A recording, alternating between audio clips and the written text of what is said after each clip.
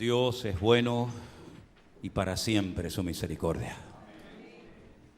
El domingo pasado, para los que estuvieron y para los que no estuvieron, yo les hablaba acerca de la importancia de poner en práctica ese mandamiento bíblico que dice: sobre toda cosa guardada, guarda tu corazón. ¿Por qué? Porque de él mana la vida. Es nuestra responsabilidad personal cuidar de nuestro bienestar espiritual, de nuestra salud espiritual. Así como nadie puede cuidar tu cuerpo, tu organismo, lo que tú comes, las horas de sueño, tu descanso, sino solamente tú, exactamente igual ocurre con la vida espiritual. Nosotros somos espíritu, alma y cuerpo. Y es nuestra responsabilidad, ya digo, cuidar de nuestra alma, de nuestro cuerpo, de nuestro espíritu, de nuestra mente, de todo nuestro ser. Ser selectivos a la hora de decir: esto no me conviene. Como dice la Biblia, todo me es lícito, pero no todo conviene.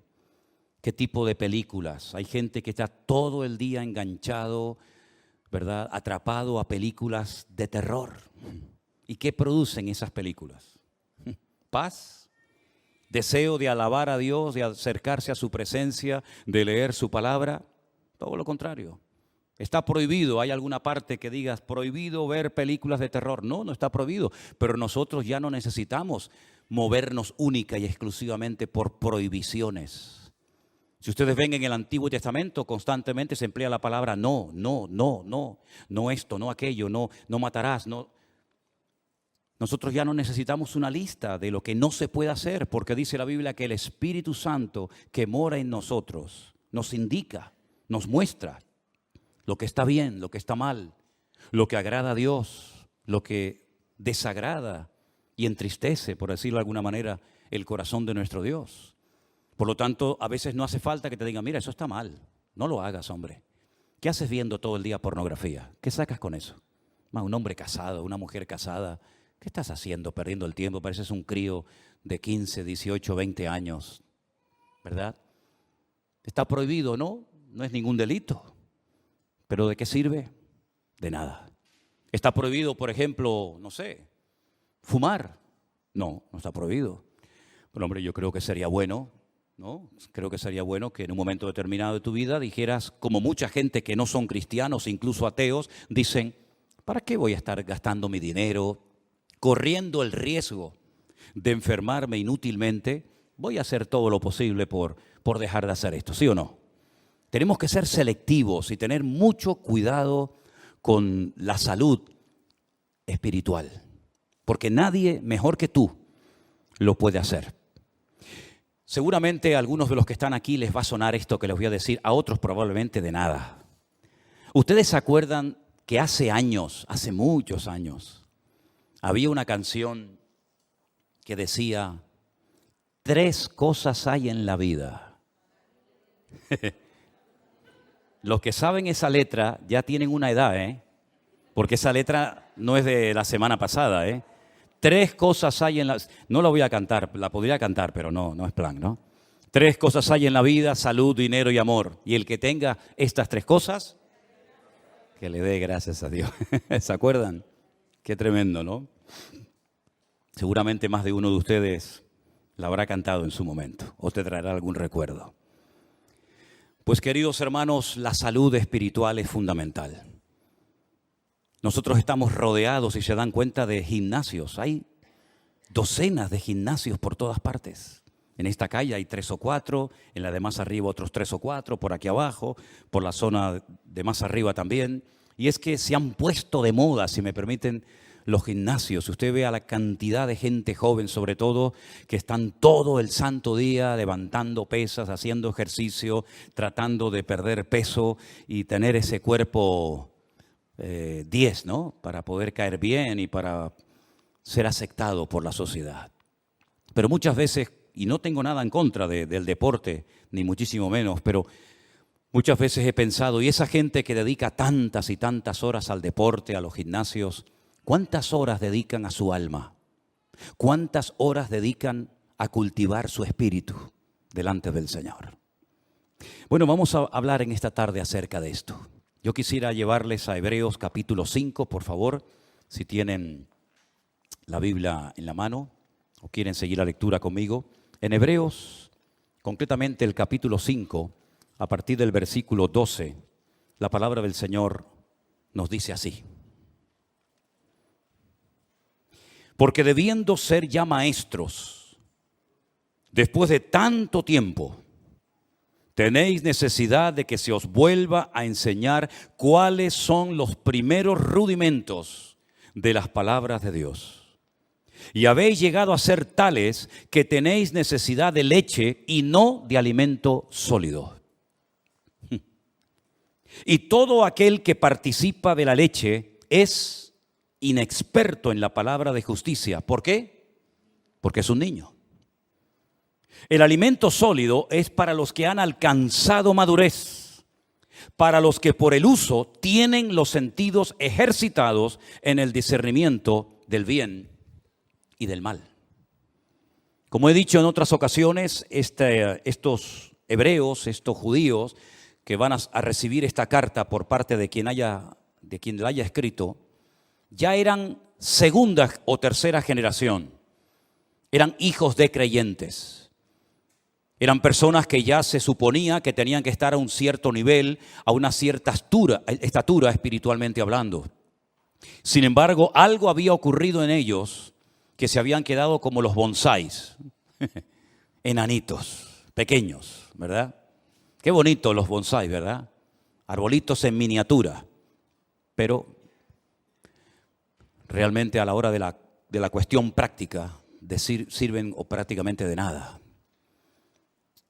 El raquitismo, la falta de madurez, la falta de desarrollo como cristianos es una enfermedad que ha afectado a la iglesia a lo largo de estos últimos 2000 años. Esta carta se escribió hace 2000 años, no se escribió la semana pasada para una iglesia del tiempo actual. Vemos que la falta de crecimiento, el negarse a crecer, el negarse a desarrollarse como cristianos, ya digo, es una enfermedad que siempre, de alguna manera u otra, ha afectado a la iglesia a lo largo de los tiempos. ¿De qué depende realmente el crecimiento, la madurez de una persona? Bueno, vamos a ver, si hablamos físicamente y usted quiere tener una buena musculatura y estar en plena forma, pues tendrá que cuidarse su alimentación, tendrá que hacer algo de deporte, tendrá que abstenerse de ciertas y determinadas cosas que a lo mejor son muy ricas, pero que le van a perjudicar la salud. Si usted quisiera tener un nivel de cultura general amplio, pues tendrá que leer buenos libros, ¿verdad? Tendrá a lo mejor que hacer algún curso, ir a alguna universidad, a alguna escuela para poder aprender pues más, ¿verdad?, de lo que habitualmente sabemos. Pero espiritualmente hablando, lo más importante de todo es nuestra relación con Dios. Porque para eso vino fundamentalmente el Señor Jesucristo a este mundo. Él murió, como sabemos, por nuestros pecados. Derramó su sangre en la cruz. Ocupó nuestro lugar. Pero la pregunta es, ¿solamente pretendía el Señor salvarnos? Porque pensemos un poquito. Si el objetivo del Señor fue solamente salvarnos, perdonar nuestros pecados, ¿por qué una vez que hemos entendido el Evangelio, por qué una vez que le hemos recibido en nuestros corazones como nuestro Señor y Salvador personal, por qué no nos llevó directamente a su presencia? ¿Por qué nos dejó aquí? Si el objetivo era salvarnos y ya somos salvados, ¿por qué nos dejó en la tierra? ¿Para correr el peligro de volver a pecar? ¿De volver a enredarnos con las cosas que nos tenían atados hace años? ¿Por qué correr ese riesgo? ¿Por qué correr ese peligro ahora que ya lo tienes, ahora que ya has convertido, ahora que ya has humillado y que ya es un hijo, una hija tuya? Llévatelo a su presencia. ¿Por qué lo tienes en la tierra 10, 15, 20, 30, 40 o más años? ¿Por qué?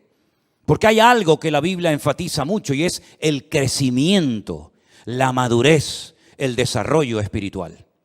Y repito, eso no depende de nadie, depende de ti, de tu nivel de interés, del esfuerzo que tú hagas por tener cada día una disciplina diaria de tener comunión y relación con Dios. No estoy hablando de religión, estoy hablando de relación. Son dos cosas completamente diferentes. A nosotros nos enseñaron los principios los dogmas, los sacramentos de una religión. Y eso es lo que teníamos, una religión. Pero sin embargo, el Señor Jesucristo no vino a este mundo a traer una nueva religión o a potenciar, por ejemplo, la religión de sus padres, como era el judaísmo. Sino Él vino para volver a conectar al hombre con Dios. Porque en un principio el hombre estaba conectado, tenía íntima comunión y relación con Dios. Adán hablaba con Dios con toda libertad, no necesitaba sacrificios, no necesitaba hacer absolutamente nada. Hablaba con Dios y Dios hablaba con él y había una relación extraordinaria. Pero eso se perdió. Eso se perdió.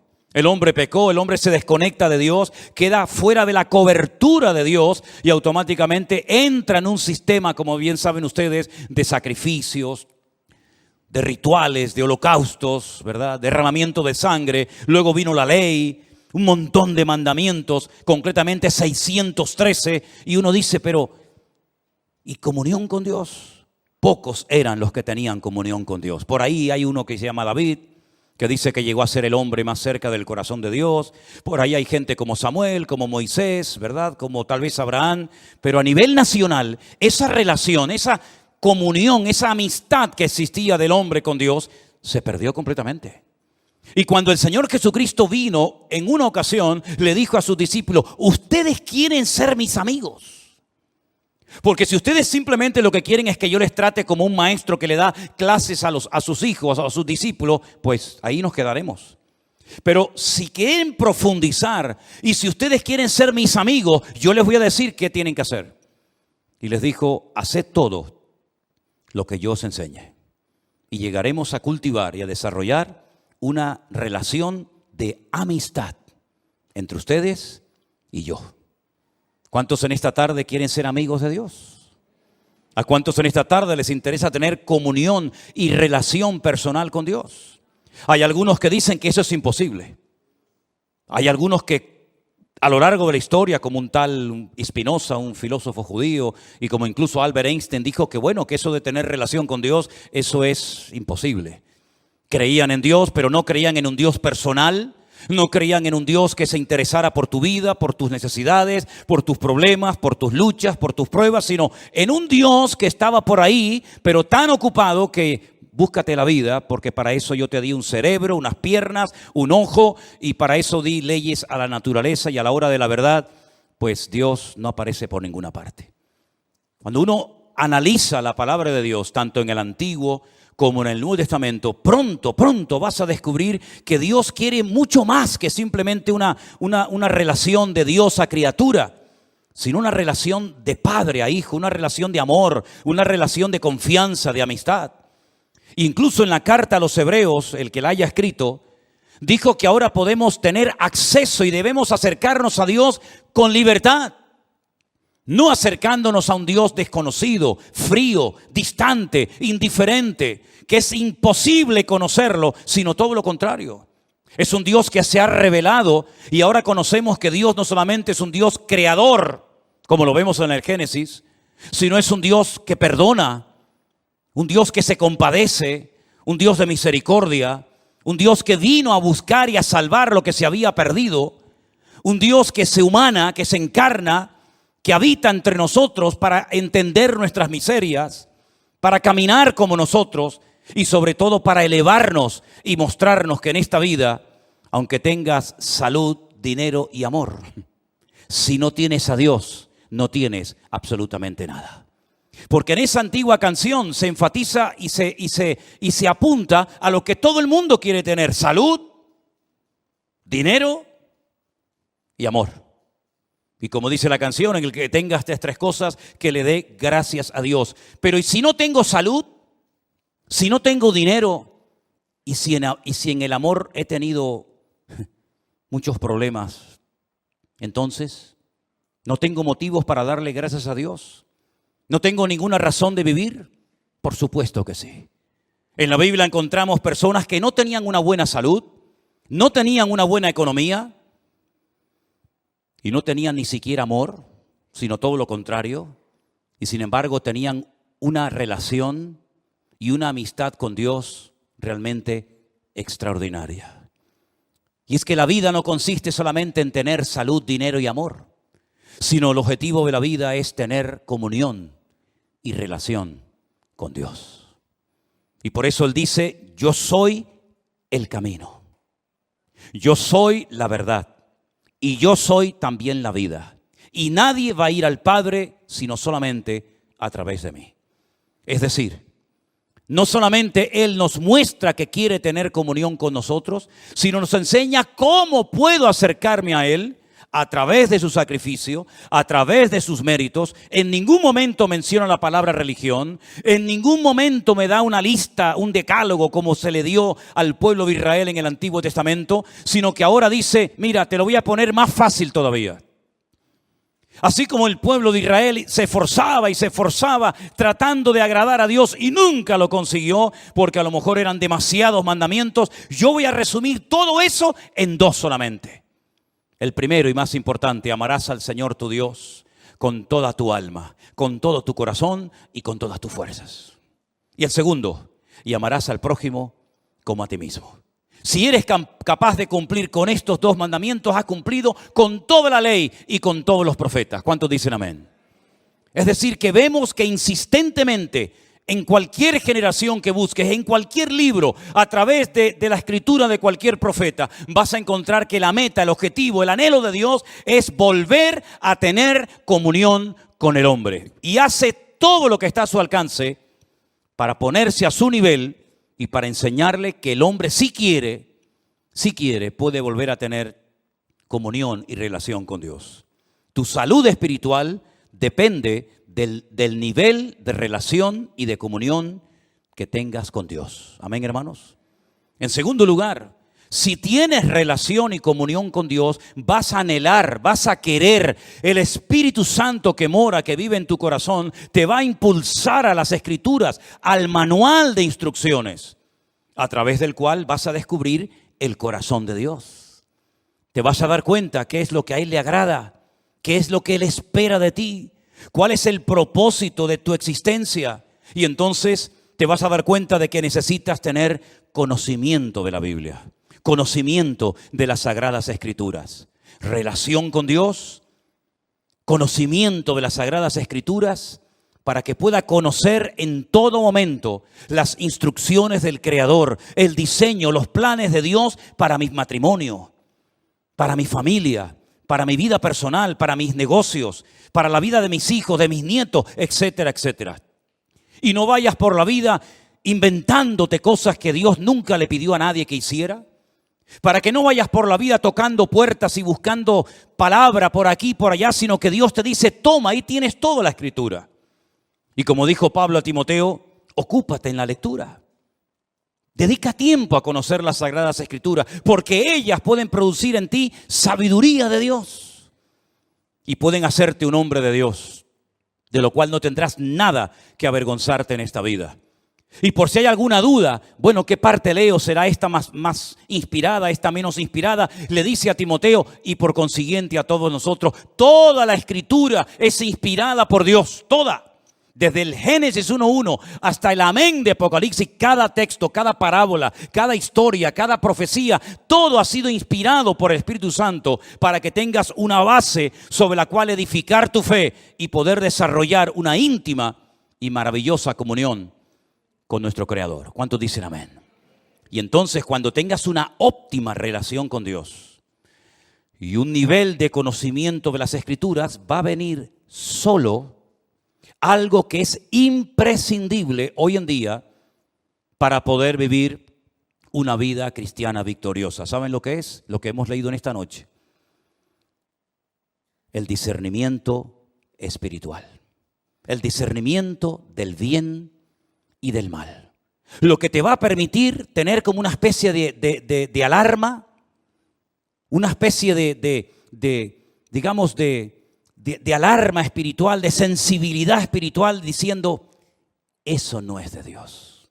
Aunque suene muy bonito, aunque a la gente le haga mucha gracia, eso no ha nacido, no viene del corazón del Señor. ¿Por qué? Porque yo conozco a mi Dios. Y yo sé que eso al Señor, a mi Padre, a mi amigo, no le agrada. Estos creyentes a los cuales se les escribe esta carta Se les llama niños, se les llama inmaduros.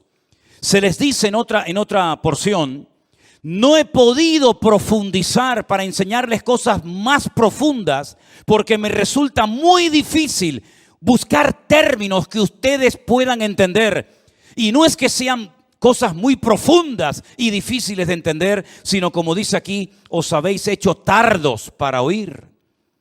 Porque no es lo mismo explicarle a un niño una cosa que explicarle a un hombre de 20, 30 o 40 años lo mismo.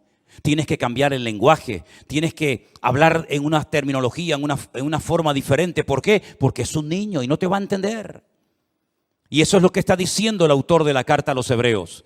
No les puedo explicar cosas profundas porque no habéis crecido, os habéis quedado estancados. Estáis en los primeros rudimentos de las palabras de Dios. Todavía estáis con la leche y no con el alimento sólido. Y por eso ustedes no han desarrollado, no han ejercitado el discernimiento del bien y del mal.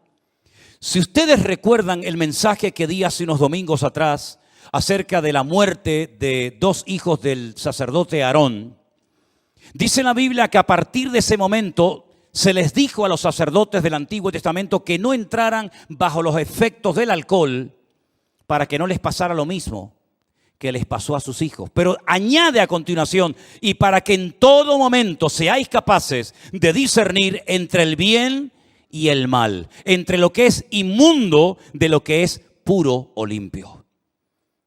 En otras palabras, ser cristiano no significa perder la razón, sino todo lo contrario, es recuperar la razón, el sentido, el equilibrio de las cosas. El apóstol Pablo, cuando le escribe a los romanos en una de las cartas tal vez más hermosas y profundas de todas las que se encuentran en el Nuevo Testamento, dice que Él es nuestro culto racional. No perdemos el control, no nos disparatamos, no nos volvemos locos cuando nos convertimos a Cristo, sino todo lo contrario, recuperamos la cordura que el mundo y el pecado nos arrebató cuando estábamos fuera de la voluntad de Dios y de sus caminos. El raciocinio, el poder razonar, el poder discernir entre lo que es de Dios, lo que no es de Dios, lo que le agrada, lo que no le agrada, eso viene, dice, con la práctica, con el uso, se desarrollan los sentidos. Y busqué qué quería decir el autor de la carta cuando habla de los sentidos bien ejercitados. Y precisamente habla de los sentidos de la vista, del olfato, ¿verdad? Del tacto. Cuando alguien ve algo dice, eso no es de Dios. Todo el mundo lo aplaude, todo el mundo lo admira, todo el mundo le imita, pero eso no es de Dios. Cuando la gente oye una conversación, dice, esta conversación no es de Dios.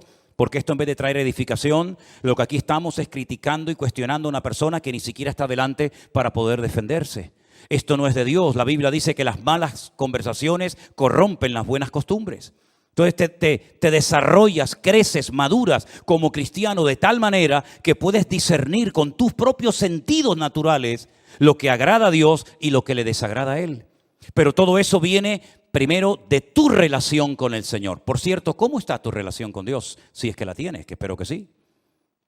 Dice que tenemos acceso, tenemos entrada al Padre. ¿Tienes relación con Dios? Porque a lo mejor lo que tú tienes es el hábito, la buena costumbre de venir al culto, de escuchar la palabra de Dios por internet o aquí en persona. Y está bien, pero eso no significa de que tú tengas comunión con Dios.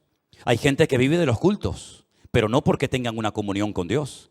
Hay gente que el conocimiento que tiene es por lo que han oído. Claro, te han oído tantos sermones, tantos años, y ahora por aquí y ahora por allá, que tienen un cierto conocimiento, pero la Biblia no saben ni dónde la dejaron, y la perdieron hace 20 años, y aún no la han encontrado. Entonces tú no puedes depender simplemente de un culto 1 o 2 veces a la semana. Tú no puedes depender de que haya un señor llamado pastor que predica la palabra de Dios desde este púlpito, ¿verdad? Y entonces a través de él, pues tú aprendes lo que sabes. Bueno, eso está bien, pero tú tienes que desarrollar tus propios hábitos de lectura diaria, ¿verdad? Y por eso quiero recordarles a los hermanos de la iglesia que yo les he mandado por el WhatsApp de la iglesia el curso de Isaías para que ustedes mismos de una forma autodidacta lo puedan hacer en sus propios hogares. para que no dependan única y exclusivamente de las reuniones, de los cultos, sino que ustedes puedan también acostumbrarse a buscar la Biblia, a orar, a aprenderse textos de memoria, a estudiar la palabra de Dios, porque ya sabemos que las cosas pueden cambiar en cualquier momento. No olvidemos que ahora va a ser 3 años, 2 años y pico, nadie podía congregarse en las iglesias, ni siquiera en esta. Y todos estuvimos durante meses encerrados en nuestras casas. Y fue un tiempo maravilloso que el Señor le dio a miles, por no decir millones, de cristianos para que por fin no tuvieran la excusa de decir: es que trabajamos tanto, es que no tengo tiempo para leer y estudiar la Biblia. Pues el Señor te tomó la palabra y le dio tiempo más que suficiente a miles de cristianos para que por primera vez en su vida pudieran tomarse en serio el leer todos los días, como comes todos los días, pues que comas de la palabra de Dios para alimentar tu alma y tu comunión y relación con el Señor. Son hábitos que a lo mejor algunos no tienen la costumbre, pero si te acostumbras, le vas a hacer un gran favor tremendo a tu vida espiritual y vas a cuidar de esa manera tu salud espiritualmente hablando. En 1 de Timoteo, el capítulo 4, desde el versículo 1 en adelante, hay unos versículos que yo quisiera leer en esta tarde y pedirles que presten atención, porque en este texto, en estos versículos, vamos a encontrar en primer lugar una información, unos datos que Pablo le da a Timoteo, y a continuación lo que tiene que hacer ante la información que recién acaba de recibir.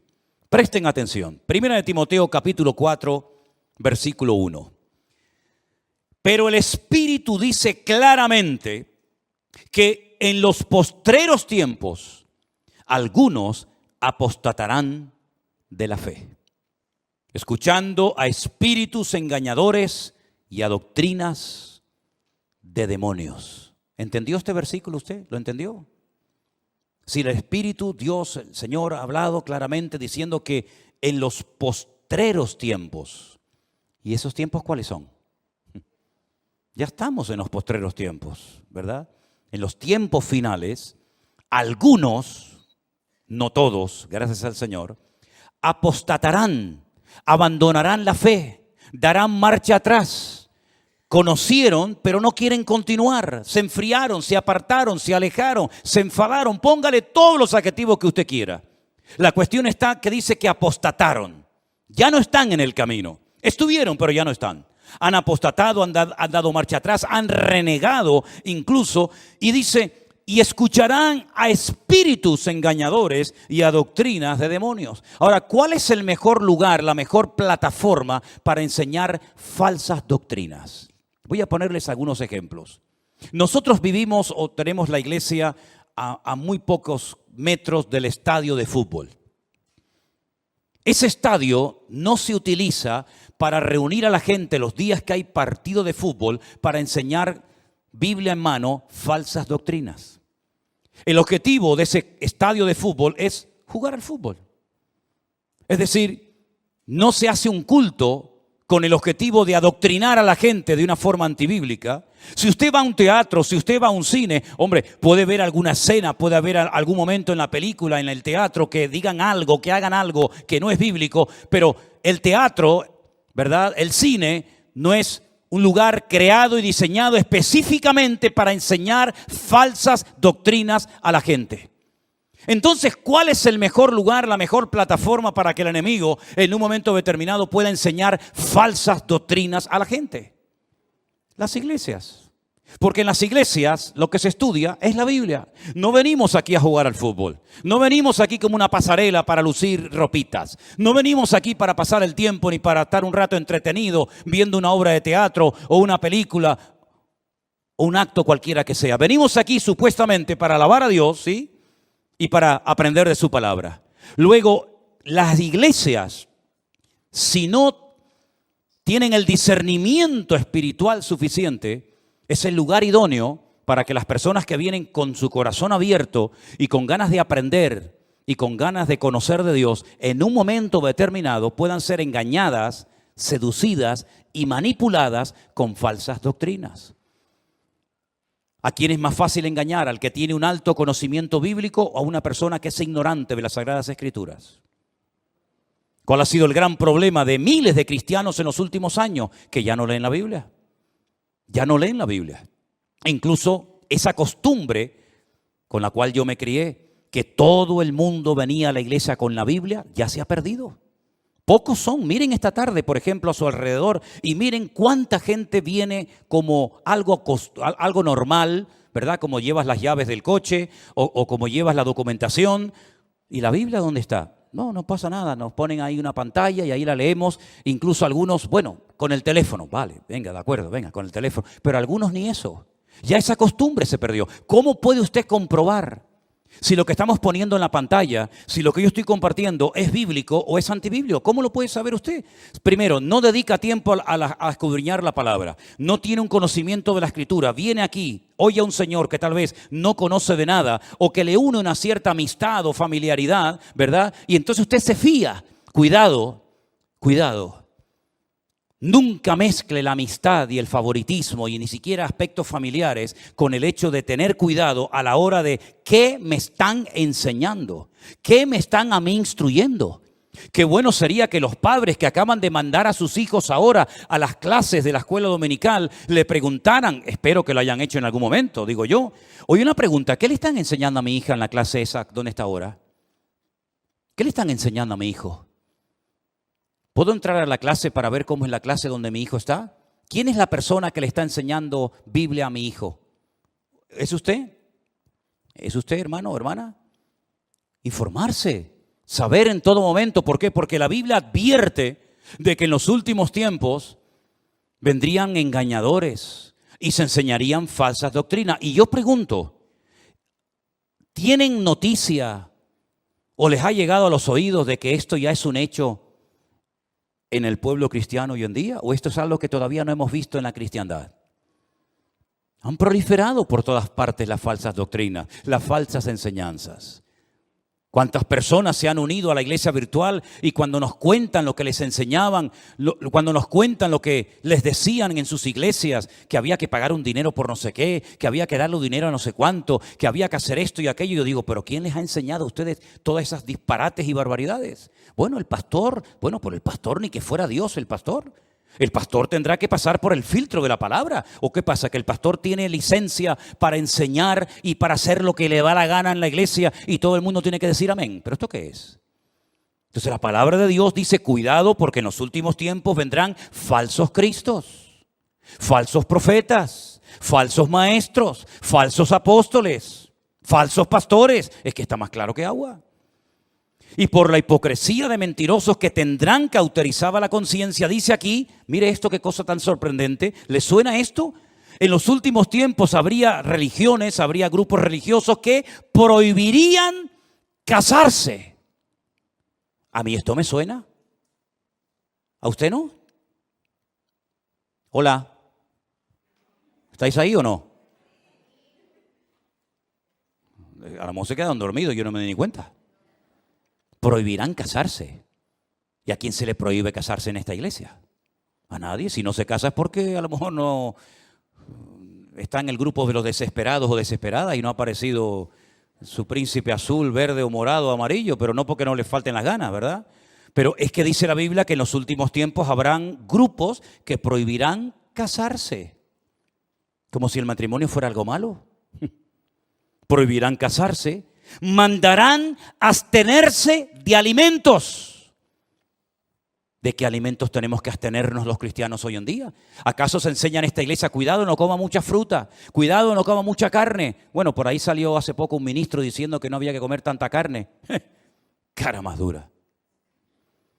Prohibirán casarse.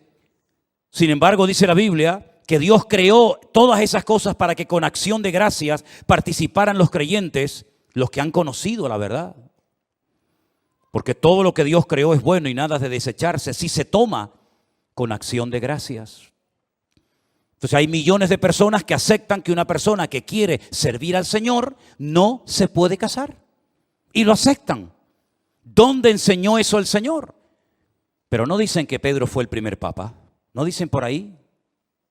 Y una pregunta, ¿y no le sanó el Señor a Pedro a la suegra? Porque yo veo en los evangelios que un día Cristo entró a la casa de Pedro y la suegra estaba enferma. Y el Señor le sanó a la suegra. No creo que por eso la haya negado, ¿no? Pero si tenía suegra, es porque estaba casado. Pero no era el primer papa. En fin, aquí algo falla, ¿no? Porque por la palabra de Dios y por la oración es santificado. Ante esta información, ante este mensaje de alarma, de advertencia, Pablo le dice ahora a Timoteo, versículo 7, desecha las fábulas profanas y de viejas. Ejercítate para la piedad. Versículo 13, ocúpate en la lectura, la exhortación y la enseñanza. Versículo 14, no descuides el don de Dios que está en ti. Versículo 15, ocúpate de estas cosas, permanece en ellas. Verso 16, ten cuidado de ti mismo y de la doctrina. Y también dice, persiste en ello, pues haciendo esto te salvarás a ti mismo y a los que te oyeren. En otras palabras, hay que hacer algo. Vienen falsas doctrinas, vienen falsas enseñanzas, pero nosotros sabemos por el crecimiento, por la madurez, por el desarrollo espiritual, por la relación con el Señor, sabemos lo que viene de Dios y lo que no viene de Dios. ¿Cuántos dicen amén, hermanos? Pero es su deber. No es mi responsabilidad que usted sepa mucho de la Biblia. ¿De qué sirve que yo quiera que usted crezca y madure si usted se niega a crecer? ¿De qué sirve eso? ¿Se puede obligar a una persona a crecer o a madurar cuando ésta se niega y ha decidido quedarse como está y no esforzarse por crecer espiritualmente hablando?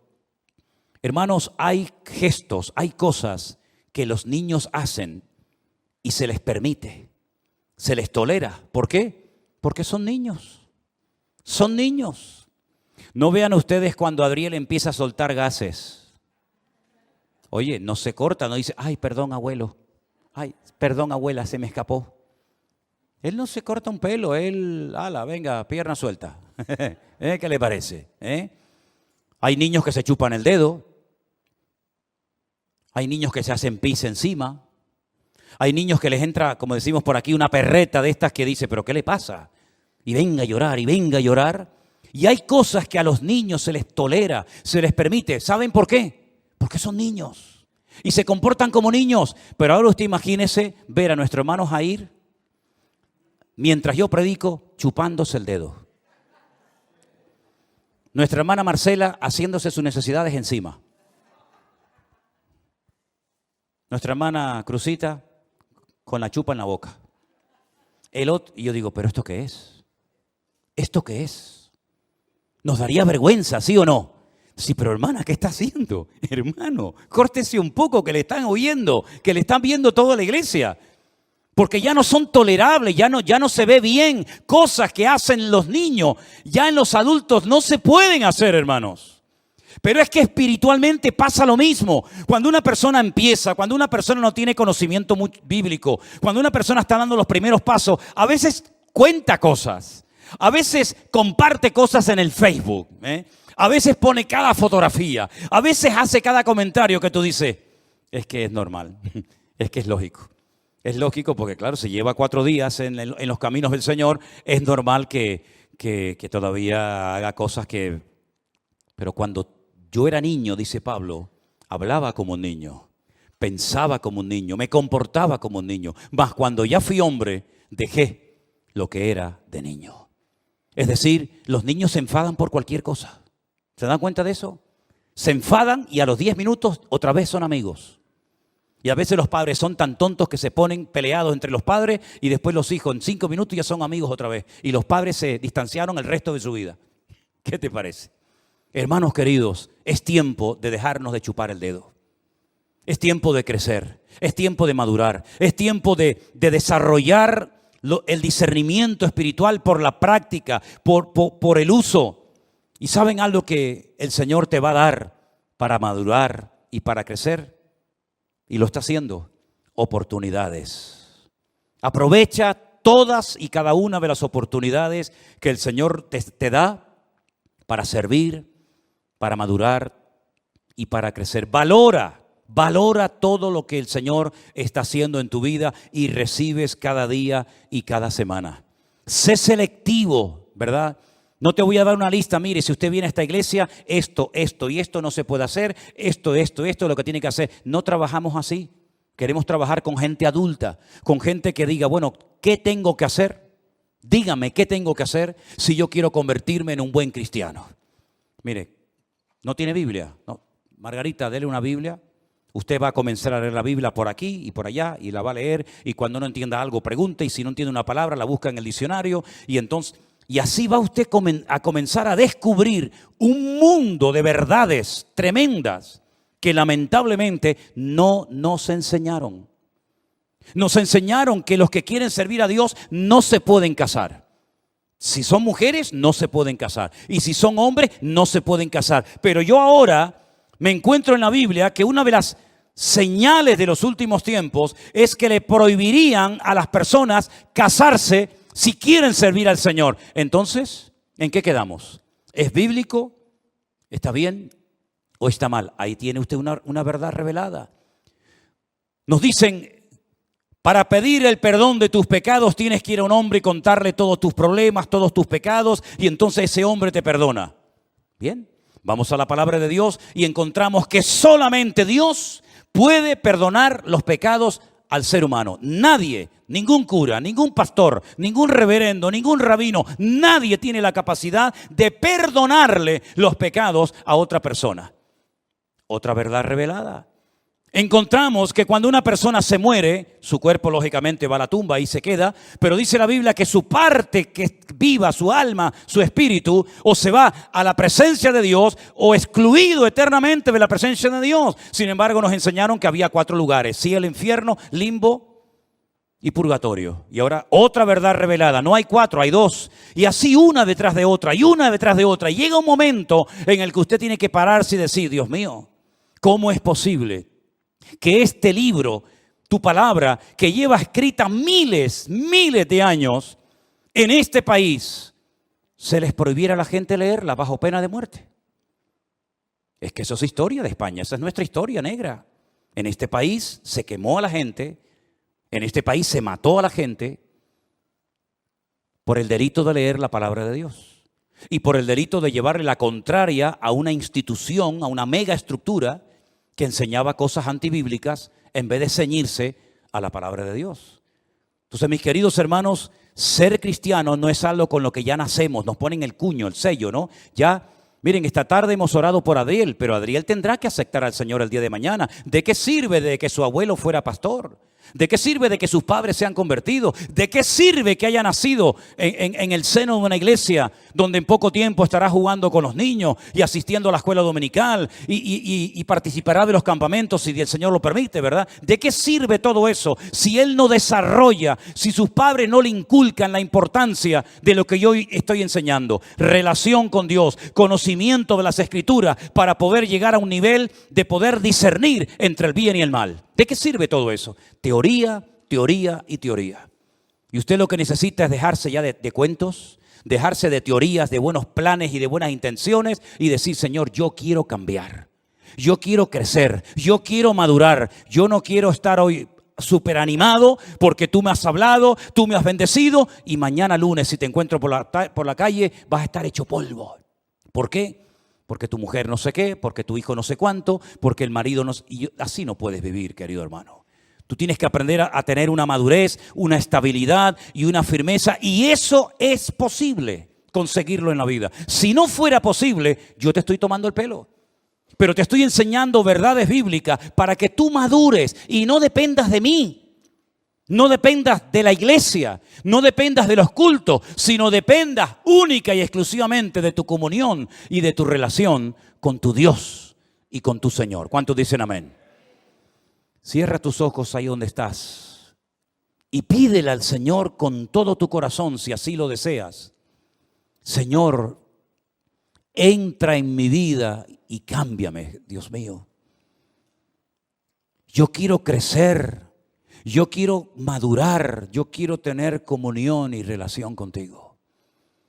Si hubiera alguna persona ahí en su casa, en el sitio donde estás en este momento siguiendo este culto, y tú quieres recibir al Señor Jesucristo como tu Señor y Salvador personal, para comenzar hoy mismo una relación directa con Él, ahora es el momento.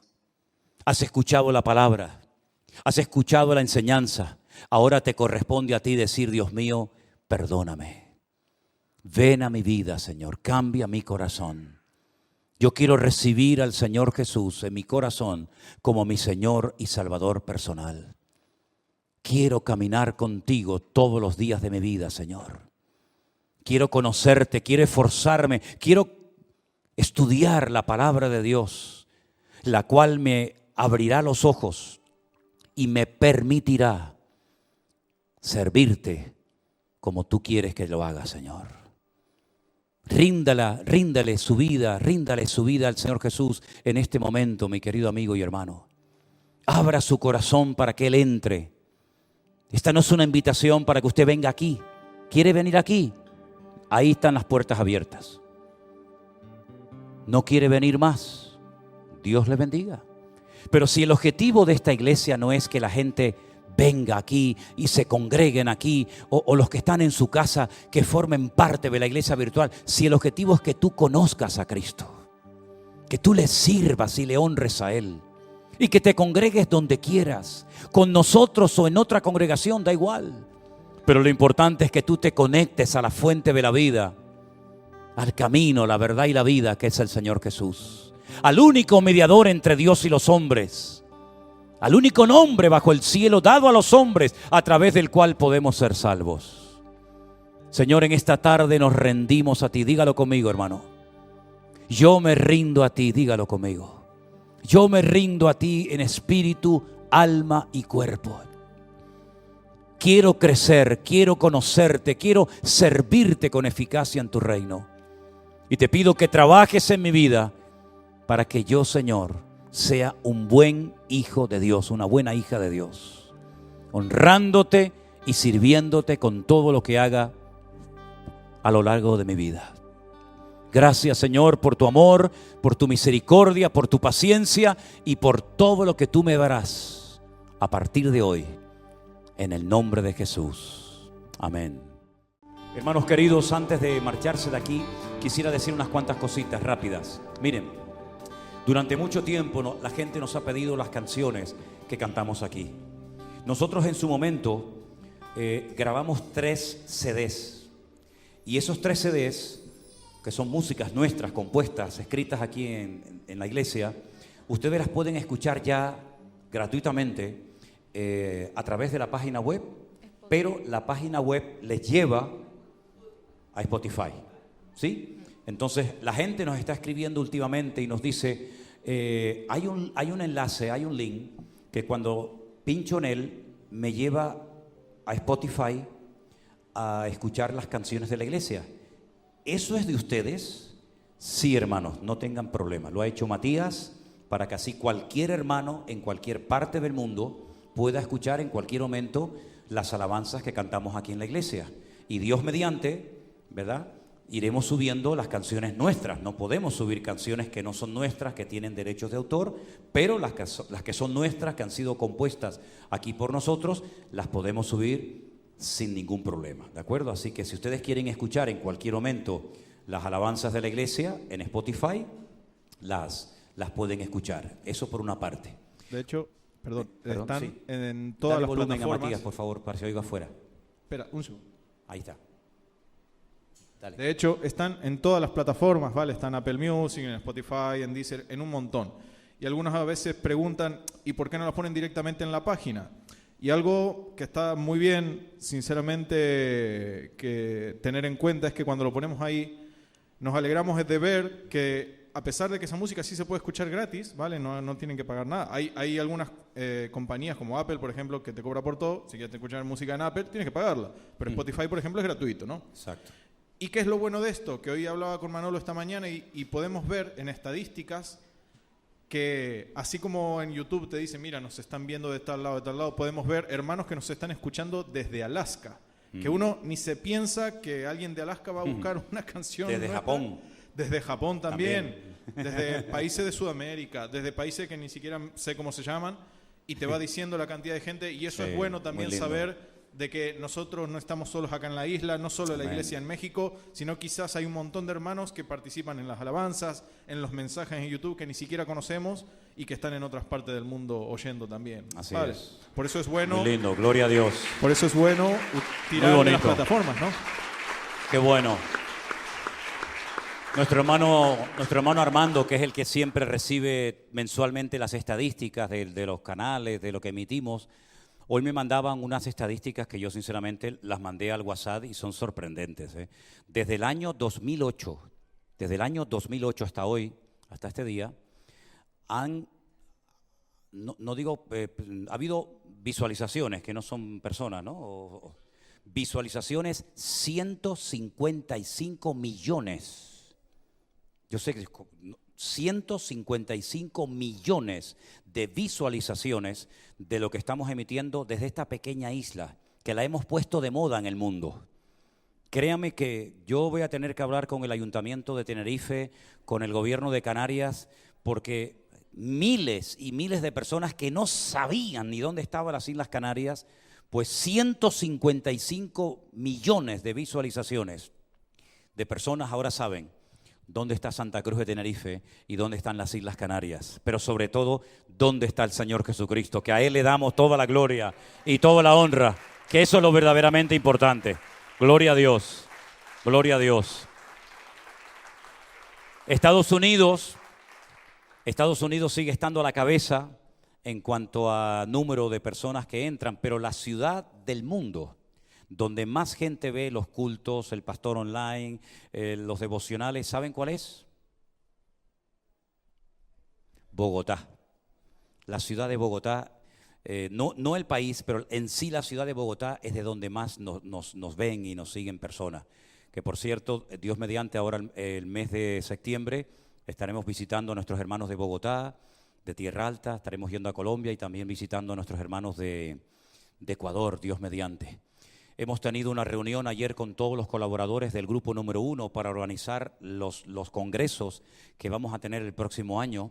Vamos a tener 3 en 3 lugares diferentes. Y les recuerdo que el segundo congreso que celebramos este año en Toledo, el segundo congreso se va a volver a llevar. Guarden la fecha de la Semana Santa del próximo año, que creo que cae nuevamente en el mes de abril. Guarden esa fecha para que todos los que fueron y los que no pudieron ir puedan asistir al próximo congreso, Dios mediante, en Toledo el próximo año. Decirles que en la página web de la iglesia hay algo nuevo. Ustedes pueden entrar a mividanueva.org y arriba a la derecha pone Viajes a Israel. Matías también ha hecho ese apartado. Todos los que estén interesados en viajar con nosotros a Israel, este año el Señor nos permitió ir con 2 grupos de 100 personas en febrero. Vamos a volver la primera semana de octubre, la última semana de octubre y la primera semana de noviembre este año con otros grupos. Pero ya estamos organizando los próximos viajes para el año que viene. Todas las personas que estén interesadas en saber cuánto cuesta, cómo se llega, cuál es el itinerario, etcétera, etcétera, a través de la página web donde pone Viajes a Israel pueden entrar y Priscila, ella recibe toda la información y les va a estar dando la información. Queremos organizar todo esto muy bien porque hay cientos de hermanos de todo el mundo que quieren viajar con nosotros a Israel. Sí, hermanos, te damos gracias al Señor. Decirles que en los próximos días un hermano que ha viajado a Honduras, él es de Honduras, aunque vive en Estados Unidos, él ha viajado a Honduras y le dije, mira, vete a varias emisoras de radio para ofrecer los cultos. Y en una emisora de radio conoció al director personalmente de la radio y le dijo que él también es el director y el dueño de una estación de televisión. Y vamos a comenzar también a retransmitir los cultos, el pastor online, los devocionales, de lunes a viernes en esa emisora de radio y de televisión de Honduras.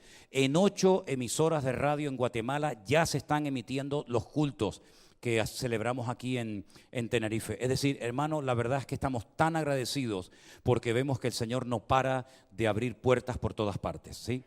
Y hermanos queridos, que Dios les bendiga, que tengan una semana bendecida y déjense usar por el Señor, que lo mejor está por venir. ¿Cuántos dicen amén? Aleluya. Oramos. Amén. Muy bien, Señor, gracias por este culto, Señor, gracias por tu palabra, Dios mío, que hemos recibido el día de hoy, Dios mío, Señor. Nos unimos en esta hora, Padre, para rogar y pedir por la vida del pastor, de Elena, de Miriam, Dios mío, este viaje que van a realizar, Señor, a la península. Señor, que seas tú usándolo de una manera muy especial. Mira cada reunión, Señor, que él va a tener estos días con diferentes hermanos. Señor, que eso sea un refrigerio para cada uno de nuestros hermanos. Dale sabiduría para que él hable esa palabra, Señor, necesaria en esas familias, Dios mío, esos hermanos en la iglesia virtual que durante tanto tiempo, tantos años, Señor, están fielmente, Dios mío, firmes, sirviéndote a ti, Dios mío, Señor. Guarda su salida, guarda su entrada, Dios mío. Padre, también te queremos pedir en esta hora, Padre, que tú nos acompañes a nuestros hogares, bendice a cada una de las familias que están aquí representadas. Dios mío santo, que podamos tener una semana muy bendecida, Señor, para tu gloria y para tu honra. En el nombre poderoso de Jesús. Amén y amén.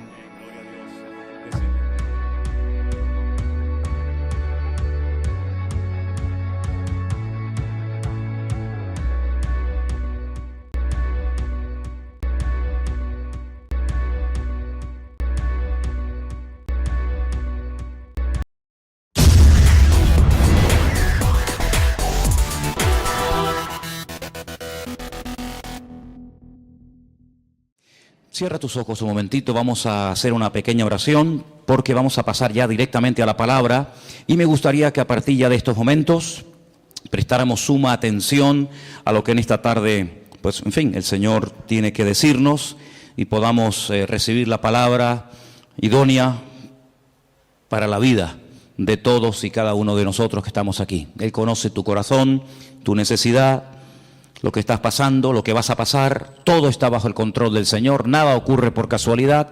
Por lo tanto, vamos a orar para que en esta tarde esta palabra pues te edifique, te anime, te consuele, te levante, te restaure, etcétera, etcétera. Padre Celestial, gracias de todo corazón te damos en esta tarde por este privilegio que nos das de poder estar aquí, Señor. Gracias por este regalo maravilloso que tú nos has dado de tu palabra. Queremos en esta tarde pedirte que tú nos hables, que toques nuestros corazones y podamos salir de aquí renovados y bendecidos y que verdaderamente, Señor, tu palabra hable a nuestras vidas. Señor, que esa palabra que va a ser expuesta ahora sea bendecida, sea dirigida por tu Espíritu Santo y que caiga en buena tierra, Señor, en corazones ya dispuestos y preparados después de este hermoso tiempo de alabanza y de adoración, y recibimos tu palabra con acción de gracias, Señor, en el nombre bendito de Jesús. Amén, amén. Quiero llevarles por favor al segundo evangelio, el evangelio que lleva por nombre Marcos, el capítulo 2, evangelio según San Marcos, capítulo 2. Vamos a leer este pasaje muy conocido, pero yo creo que nos va a venir muy bien a todos. Como dicen los hermanos de Filadelfia, nos va a hacer mucho bien, Por lo menos eso es lo que hemos pedido al Señor y confiamos que así sea. En Marcos capítulo 2, a partir del versículo 1 en adelante, dice que Jesús entró otra vez en Capernaum. Cafarnaún, Cafer en hebreo significa pueblo, Naún es el lugar o es el nombre del profeta Naún. Así que Jesús utilizó durante algunos años de su ministerio el pueblo de Cafarnaún, el pueblo donde había nacido y se había criado el profeta Naún, como cuartel general. Y allí estando en Capernaum, después de algunos días, se oyó que estaba en casa. Lo más probable es que estuviera en casa de Simón Pedro, que vivía justamente allí también en esa ciudad. Y dice que inmediatamente se juntaron muchos, de manera que ya no cabían ni aún a la puerta. Les predicaba la palabra. Versículo 3 dice: entonces vinieron a él unos trayendo a un paralítico que era cargado por 4. Esto es una opinión personal, pero para cargar un paralítico no hace falta 4 personas, con 2 se puede llevar perfectamente. Probablemente el hombre llevaría tanto tiempo acostado que ya el hombre estaba un poquito ya pasado de peso, ¿no? Y entonces hacía falta 4 personas. Es una opinión personal, simplemente, no tiene mayor importancia. Como no podían acercarse a él a causa de la multitud, descubrieron el techo de donde estaba, eran techos de paja, de hojas de palmera, de tierra, por lo tanto era muy fácil, y haciendo una abertura bajaron el lecho en el que yacía el paralítico. Ahora comenzamos a ver cosas muy llamativas, muy interesantes. Versículo 5. Al ver Jesús la fe de ellos, ¿verdad que no habla de la fe del paralítico? En ningún momento. Habla de la fe de ellos, es decir, de los 4 que traían al paralítico, y me llama la atención que dice, al ver la fe. luego el Señor puede ver la fe. Tal vez nosotros, seguramente no. Pero el Señor dice que cuando vio la fe de ellos, le dijo al paralítico: hijo, tus pecados te son perdonados. Estaban allí algunos de los escribas, los cuales cavilaban en sus corazones, como siempre. ¿Por qué habla este así? Blasfemias dice. ¿Quién puede perdonar pecados sino solo Dios? Conociendo luego Jesús en su espíritu que cavilaban de esta manera dentro de sí mismos, les dijo: ¿por qué caviláis así en vuestros corazones? ¿Qué es más fácil? ¿Decirle al paralítico, tus pecados te son perdonados? ¿O decirle, levántate, toma tu lecho y anda? Ustedes sabrán que es más fácil, ¿no? Si una cosa o lo otro. Pues para que sepáis que el Hijo del Hombre tiene potestad, ha recibido autoridad en la tierra para perdonar pecados, le dijo al paralítico: a ti te digo, levántate, toma tu lecho y vete a tu casa. Entonces él se levantó enseguida y tomando su lecho salió delante de todos, de manera que todos se asombraron y glorificaron a Dios diciendo: nunca hemos visto tal cosa. ¿Cuántos dicen amén? Amén. Qué bueno. Seguramente este pasaje ustedes ya lo han oído en cantidad de ocasiones, lo han leído, lo han escuchado en sermones, etcétera, etcétera. Pero en esta tarde le vamos a dar un enfoque diferente. Porque para entender ciertas y determinadas cosas que Cristo hacía y decía, hay que hacer un esfuerzo y volver a su época. ¿Cómo pensaba la gente? ¿Qué estilo de vida llevaban?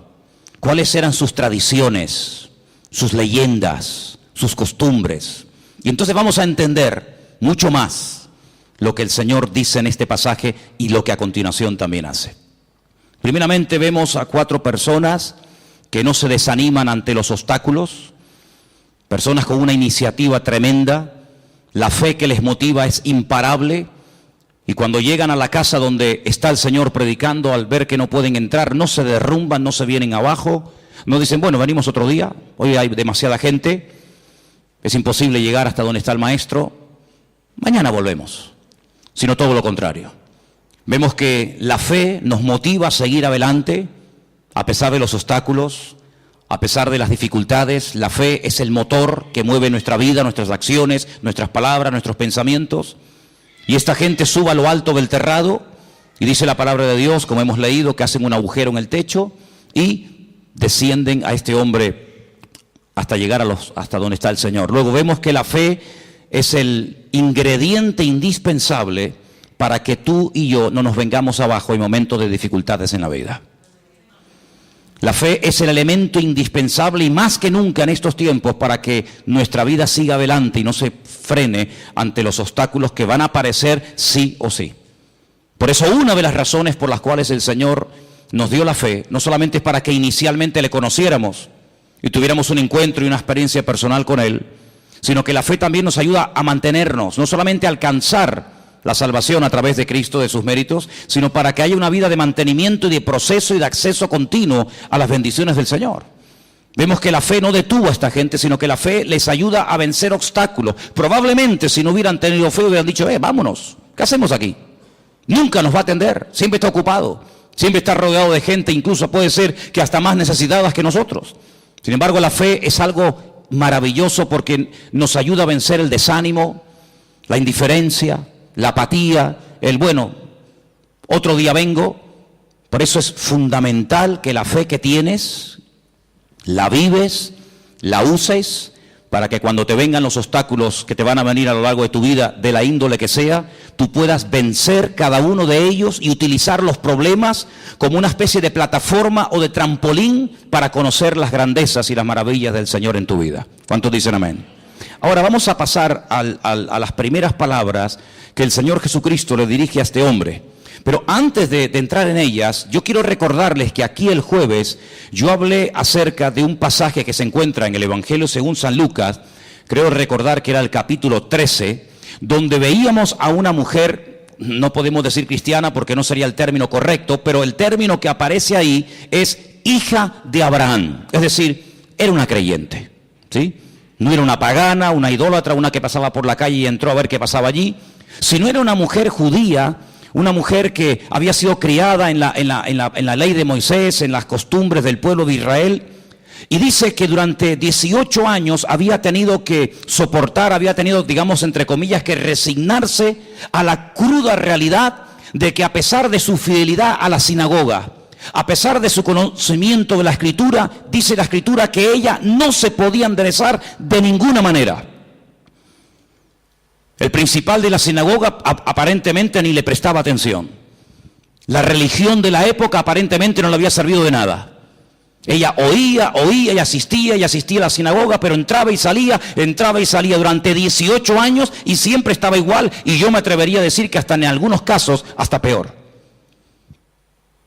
Sin embargo, dice la Biblia que ese día el Señor la vio, y cuando la vio, la sacó de aquellas cortinas, de aquellas celosías, ¿verdad?, donde ya explicamos que se ponían las mujeres en aquella época y se siguen poniendo hasta el día de hoy. Y entonces dice algo increíble, le dice: mujer, eres libre de tu enfermedad. Porque dice que tenía espíritu de, y quiero aclarar, y ya lo aclaramos el jueves, que no tenía un demonio, no tenía un espíritu viviendo dentro de ella, sino que tenía una inclinación, tenía espíritu de enfermedad. Y el Señor tuvo que desatarla espiritualmente hablando. No estaba poseída, estaba atada espiritualmente hablando, que son dos cosas distintas. Y dice la Biblia: yo he hecho hoy en el mundo espiritual lo que ustedes hacen todos los días cuando desatan a vuestras bestias, a vuestros mulos, ovejas, camellos o lo que sea, y lo lleváis a beber y luego volvéis, y cuando lo traéis lo volvéis a atar.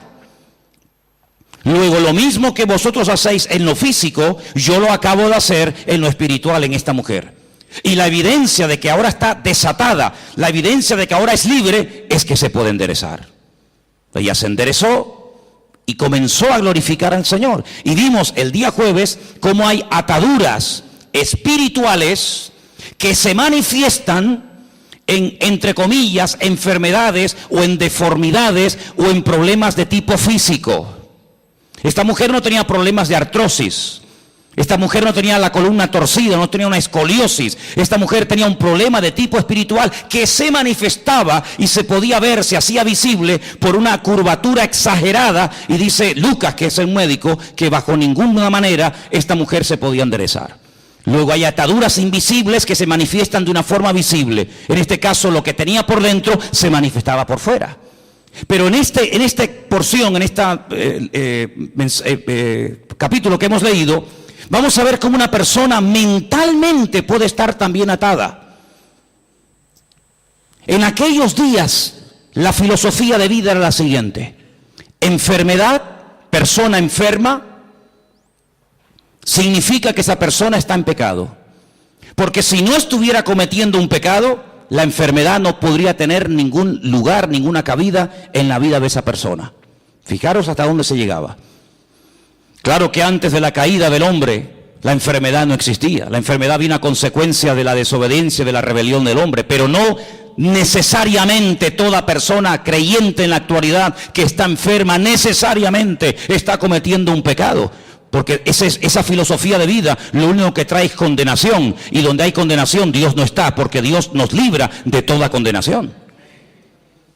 Por lo tanto, en aquellos tiempos, cuando una persona estaba sana, casi rayaba el orgullo, porque decía: estoy sano porque soy justo, porque diezmo, porque oro, porque ayuno, porque soy buena persona, pero no tanto porque Dios tiene misericordia de mi vida y me da salud, sino porque yo, por mis méritos, casi he llegado a merecerme la salud que tengo. Por el contrario, cuando una persona estaba enferma, automáticamente se le señalaba con el dedo y se decía: ¿ves? Este hombre tiene que estar cometiendo un pecado terrible en su vida y Dios está enfadado con él, y la forma de manifestar que está enfadado es mandándole una enfermedad. Ahora podéis entender el pasaje de Juan capítulo 9, lo habéis leído, ¿verdad? Donde dice la Biblia que los discípulos pasan por un camino y se encuentran a un hombre que es ciego. Y la pregunta que le hacen los discípulos al Señor, ¿cuál es? Señor, ¿quién pecó?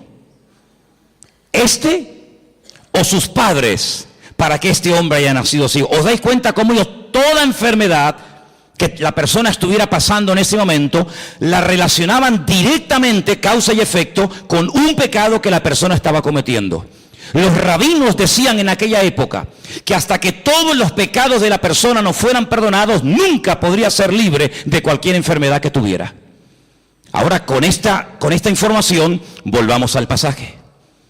El hombre lo descuelgan por el techo y cuando lo presentan delante del Señor, el Señor en ese momento, aunque lo pueda hacer y ahora lo veremos, en ese momento no dice: hijo, a ti te digo, yo perdono tus pecados. Eso no está diciendo el Señor. Eso es lo que muchas veces se ha dicho. Eso es lo que muchas veces se ha predicado, que en ese momento el Señor Jesucristo le está perdonando los pecados al hombre. Pero es que eso no dice la Escritura. Lo que la Escritura dice es lo siguiente: al ver Jesús la fe de ellos, versículo 5, le dijo al paralítico: hijo, que tus pecados ya han sido perdonados. No es que yo en este momento te los perdono, ¿me entendéis? Hijo, que estás siendo esclavo de una mala información, de una mala enseñanza que te han dado, y yo te digo que tus pecados ya han sido perdonados.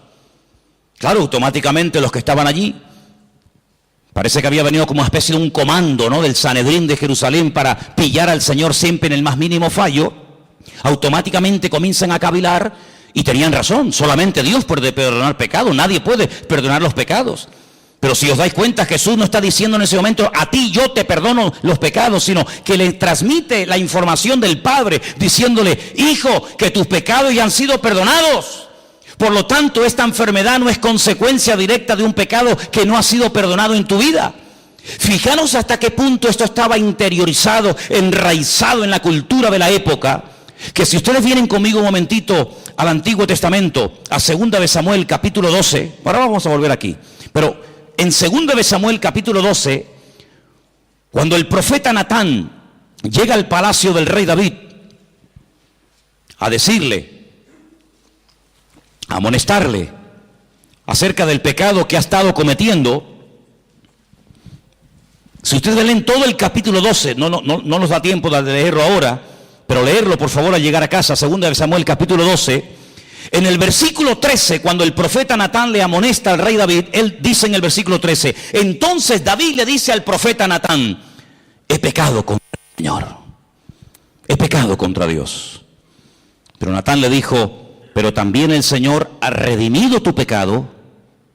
¿Y qué añade? No morirás. Es decir, la consecuencia de que Dios te ha perdonado es que no has muerto. Porque si hubieras muerto, es la evidencia de que Dios no te perdonó. Fijaros la profundidad de esto, hermanos. Dios te ha perdonado. Sí, ya, porque tú lo digas. No. ¿Sabes por qué te ha perdonado? ¿Sabes por qué puedes estar plenamente convencido 100% de que Dios te ha perdonado a pesar de la que has liado? ¿Cuál? Que no morirás. Ay, amigo. Ahora cuando vamos al Nuevo Testamento y nos encontramos con esta historia que estamos analizando en esta tarde, nos encontramos que el Señor Jesucristo le dice a este pobre hombre, a este pobre paralítico: tus pecados han sido perdonados. Por lo tanto, no tienes que estar atado mentalmente. Aquella estaba atada espiritualmente. Este tiene ataduras mentales porque cree que su enfermedad es una consecuencia de un pecado que está cometiendo. Por lo tanto, el hombre ni siquiera se atreve a dirigirle ni una sola palabra al Señor. No le pide nada, ni clemencia, ni misericordia, ni nada. Porque la evidencia, según su mente, de que el Señor está enfadado conmigo, es que me tiene aquí postrado en esta cama. Nada más lejos de la realidad. Mira, aquí tenemos un versículo que lo hemos citado millones de veces. Y el versículo es muy fácil y muy fácil de entender. Conoceréis la verdad y la verdad os hará libres. Dele la vuelta al texto. En vez de creer en la verdad que trae libertad a tu vida, cree en una mentira y serás la persona más esclava y la persona más deprimida y la persona más amargada de todo el planeta Tierra. Porque así como la verdad liberta, la mentira esclaviza y ata. Este hombre estaba atado mentalmente. Claro, ¿qué rabino le iba a decir en su época? Tus pecados han sido perdonados. Pero si han sido perdonados, ¿por qué sigo enfermo? Bueno, ¿cuál es la evidencia?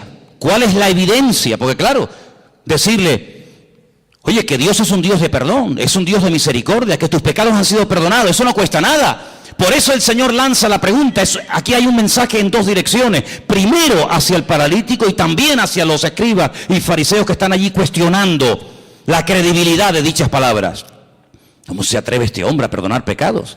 Es que no está perdonando pecados, está dando la información.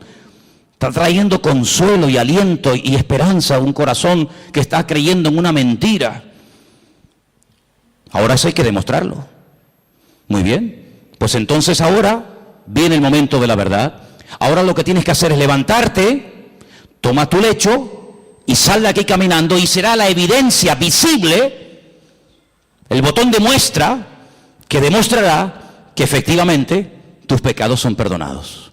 El hombre toma su lecho, se levanta, se va, y el texto termina diciendo que glorificaron a Dios, se quedaron asombrados y dicen: nunca, claro, nunca hemos visto tal cosa, porque nunca le habían enseñado eso. Tú tienes que comenzar a orar, a pedir y a declarar por fe en el nombre del Señor lo que a ti te gustaría ver en tu vida. El gran problema es que muchas veces nuestras palabras, hermanos, son un obstáculo para que la gloria del Señor y el poder de Dios se manifieste en nuestra vida. ¿Quieres ver bendición? Habla bendición. Siembra tomates si quieres cosechar tomates. ¿Quieres cosechar patatas? Pues no siembres tomates, tienes que cosechar patatas. Y en el sentido espiritual pasa exactamente lo mismo. ¿Quieres ver bendición en tu vida? Levántate por la mañana. El Señor es mi luz y mi salvación. ¿De quién temeré? Aunque un ejército acampe contra mí, no temerá mi corazón. El Señor está conmigo. Él es mi poderoso gigante. Él es mi pastor. Él me va a abrir puertas. Él me va a sanar. Él me va a bendecir. Y estamos sembrando fe. Y el que siembra fe, recoge fe. ¿Cuántos dicen amén? Por lo tanto, amados hermanos, tengamos mucho cuidado, no solamente con nuestras palabras, sino con nuestras actitudes y también, como no, con nuestros pensamientos. Porque mucha gente en aquellos tiempos era personas atadas, mental, física y espiritualmente, porque habían creído en las mentiras que muchas veces los hombres habían enseñado y se habían arraigado de tal manera en la forma de vida, en la cultura de la época, que la gente era esclava, no porque Dios estaba enfadado con ellos, sino porque ellos mismos se habían atado al creer en mentiras. ¿Habéis prestado atención a la lectura de esta tarde? ¿Sí o no? Jesús se va a otra población, a Nazaret. Coge el pergamino, el rollo del profeta Isaías. ¿Y qué dice? Yo he venido, ¿para qué? Para darle vista a los ciegos. Yo he venido a sanar y a curar a los quebrantados de corazón, a traer libertad a los oprimidos. En otras palabras, a traer esperanza, que ya bastante condenación y bastante amargura tenéis encima. Sin embargo, el Señor vino a darnos libertad de todas nuestras miserias, de todas nuestras pobrezas y de todos nuestros pecados. No es que el Señor anule la ley del Antiguo Testamento, pero el Señor viene a ofrecer la imagen de la misericordia del Señor, que nadie la estaba dando en aquellos tiempos. ¿Os acordáis cuando el Señor le habla tremendamente duro a los escribas y fariseos en Mateo capítulo 23? Si diezmáis esto, diezmáis lo otro, oráis, recorréis tierra y mar para ganar un prosélito y hacéis, pero os habéis olvidado de lo más importante, misericordia quiero y no sacrificio. Sois capaces de hacer sacrificios, de caminar, de sudar, de patear por aquí, subir montañas, hablar con este, hablar con el otro, de ayunar días y días, de diezmar las semillas, de colar esto, de colar lo otro. Y lo más importante, que es la misericordia. Pero ¿cómo van a aplicar misericordia si ellos no conocen a un Dios de misericordia? Hay gente, no sé qué concepto de Dios tiene, pero el concepto que tenemos que tener en el día de hoy de nuestro Dios es que nuestro Dios es un Dios de amor y para siempre su fidelidad, y es un Dios misericordioso. ¿Cuántos dicen amén? No es que pasa por alto el pecado, pero es un Dios que quiere perdonar, se goza en perdonar. Ahora, la Biblia nos enseña que cuando, por ejemplo, el rey David pecó y desobedeció contra el Señor, ya no mataba en la proporción en la que lo hacía al principio, sino que ya obtenía victorias, pero no en la medida que las hacía al principio. Ya mataba de 1000 en 1000, en vez de 10.000 en 10.000 como al principio. Es decir, hubo un decrecimiento, menguó en la gracia del Señor en su vida. Necesitaba una restauración interior. Y entonces, ¿cómo le vino esa restauración? Bueno, yo siempre he dicho que sin confrontación no se produce un cambio interior. Tiene que haber un momento en el que el Señor nos confronta, el Señor señala y dice, tu pecado, tu problema es este. En ese momento tenemos dos opciones: optar por el camino del medio, hacernos el loco como que no hemos hecho nada malo, optar por un camino que consiste en amargarme, en deprimirme, en condenarme, o escoger el camino correcto y verdadero, que es el de la misericordia del Señor. Y yo quiero decirles en esta tarde que por muy bajo que podamos caer en la vida, después de conocer al Señor, por muy lejos que nos hayamos podido separar de su presencia, de sus caminos, el Señor no ha cambiado ni menguado su amor y su misericordia, sino que Él nos sigue llamando y nos sigue amando igual o más que el primer día.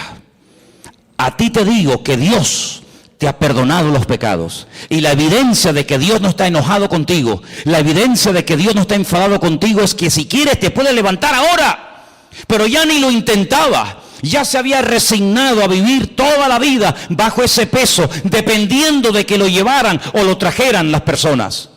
Sin embargo, amados hermanos, tú no tienes que depender de nada ni de nadie para caminar, para sentirte libre, sino que tu libertad no depende del hombre, tu libertad depende de la obra que Cristo ha hecho por ti en la cruz del Calvario. ¿Cuántos dicen amén? Dale un fuerte aplauso al Señor en esta tarde. Dile gracias porque tú me perdonas. Aleluya. Amén. Hay un versículo en San Juan capítulo 5 que quiero leer, San Juan capítulo 5, versículo 22, donde vemos que el Padre delegó en el Hijo plenos poderes para perdonar pecados y para cualquier cosa. Y quiero que lo leamos porque no quiero que penséis que estoy tratando de decir que Jesús no tenía autoridad para perdonar pecados, no estoy diciendo eso. De hecho, el versículo que vamos a leer ahora nos demuestra que el Padre delegó, dice, este es mi Hijo amado en el cual delego, en el cual deposito toda mi confianza. Juan capítulo 5, verso 22 dice, porque el Padre a nadie juzga. Pero sigue diciendo el versículo, sino que todo el juicio, ¿qué dice? Se lo dio al Hijo. Es decir, que a través del Hijo Dios imparte justicia y a través del Hijo Dios imparte misericordia. ¿Os acordáis cuando el Señor estaba un día y de repente lo rodearon un montón de religiosos que estaban dispuestos a apedrear, a lapidar públicamente a una mujer que dice que había sido sorprendida en el mismo acto? Que es curioso, porque si la habían sorprendido en el mismo acto, ¿dónde estaba el otro? Curioso que nada más traen a uno. Y le dijeron, nuestra ley, como dándole lecciones de moral al Señor, como enseñándole cosas que él ignoraba, nuestra ley dice que tenemos que tomar medidas radicales ante este tipo de pecados, y nuestra ley dice que hay que matar a pedradas a semejantes personas. Y el Señor dice, muy bien, perfecto, yo conozco esa ley, si la di yo, si yo la di. El problema es que para poder ejecutar esa ley, uno tiene que estar limpio y libre de pecado. Ahora, si tú crees que estás libre de pecado para poder matar a pedradas a una persona, pues coge la piedra y tírala. No sabemos lo que el Señor escribió en tierra. Algún día lo sabremos, ¿no? ¿No te parece? Por lo menos yo se lo pienso preguntar. La cuestión está en que dice la Biblia que desde el más grande hasta el más pequeño todos salieron corriendo y ninguno se quedó. Perdón, sí se quedó uno. Se quedó el único que podía tirar una piedra y una y 20 contra ella, ¿sí o no? Porque él nunca había pecado, luego era el único que podía decir, bueno, nadie te va a apedrear, pero yo sí, porque yo no he pecado, yo soy justo, yo soy limpio y sin mancha. Sin embargo, ¿qué le dice? Yo tampoco te condeno. Vete y no peques más. Es impresionante, ¿verdad? Ese es nuestro Dios. Hablar yo del perdón de Dios en esta tarde, no digo que sea perder el tiempo, pero es algo que tenemos todos tan claro, ¿sí o no? Gloria a Dios por el perdón de Dios. Gloria al Señor que vemos que perdona al ladrón en la cruz sin haber hecho ningún mérito para ser perdonado. Gloria a Dios que perdona a la mujer adúltera que según la ley de la Torá de Moisés merecía la muerte. Gloria a Dios que perdonó a Pedro a pesar de que le le traicionó o le negó. Pon el adjetivo que quieras. Gloria a Dios que no hay pecado que Dios no pueda perdonar. Hablar del perdón de Dios, hermano, para nosotros no es una predicación, es una realidad. Es algo que hemos experimentado. Todos los que estamos aquí, o la inmensa mayoría, sabemos que el Señor, tanto antes como después de haberle conocido, nos ha tenido que perdonar muchas veces, ¿sí o no? Porque claro, siempre cuando hablamos de perdón y de misericordia, parece que tenemos que volver a nuestra vida anterior a conocerla al Señor. No, yo no hablo de esa, yo hablo después de haberle conocido. O es que después de haberle conocido no hemos roto nada. Es que después de haberle conocido no hemos caído, tropezado y pecado. ¿Hay alguno aquí así? Porque antes pecábamos por ignorancia, pero ya después de conocerla a Él, pecamos sabiendo que a nuestro Dios le ofendía el pecado y lo hemos hecho igualmente. Y el Señor nos ha perdonado. Y la evidencia de que nos ha perdonado es que estamos vivos. Pero yo no quiero hablar del perdón de Dios, porque ya lo sabéis.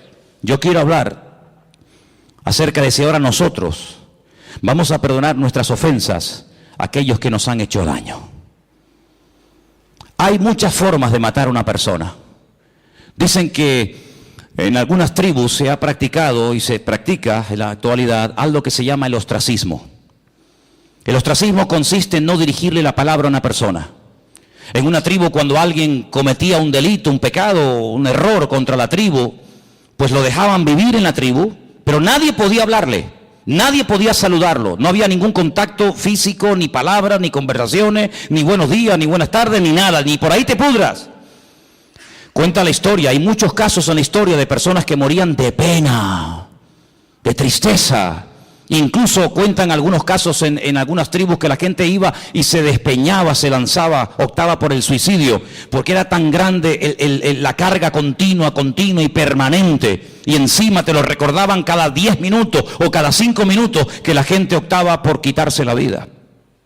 Cuando vamos al Nuevo Testamento encontramos la famosa oración modelo del Padre Nuestro, que en cierta medida, si conocéis lo que era el año de jubileo, está basado en eso. Cada 7 años y luego cada 50 años se tenían que perdonar las deudas. ¿Conocéis, verdad? Algunos dicen, algunos historiadores, algunos expertos en escritura, dicen que el Señor Jesucristo, cuando leyó la escritura en Nazaret, que se leyó esta tarde aquí, estaban celebrando el año de jubileo, pero ya nadie ponía en práctica lo de dar libertad a los cautivos, que era dar libertad a los esclavos, perdonar las deudas, devolver las tierras a sus dueños originales. Pero ¿qué dice el Padre Nuestro?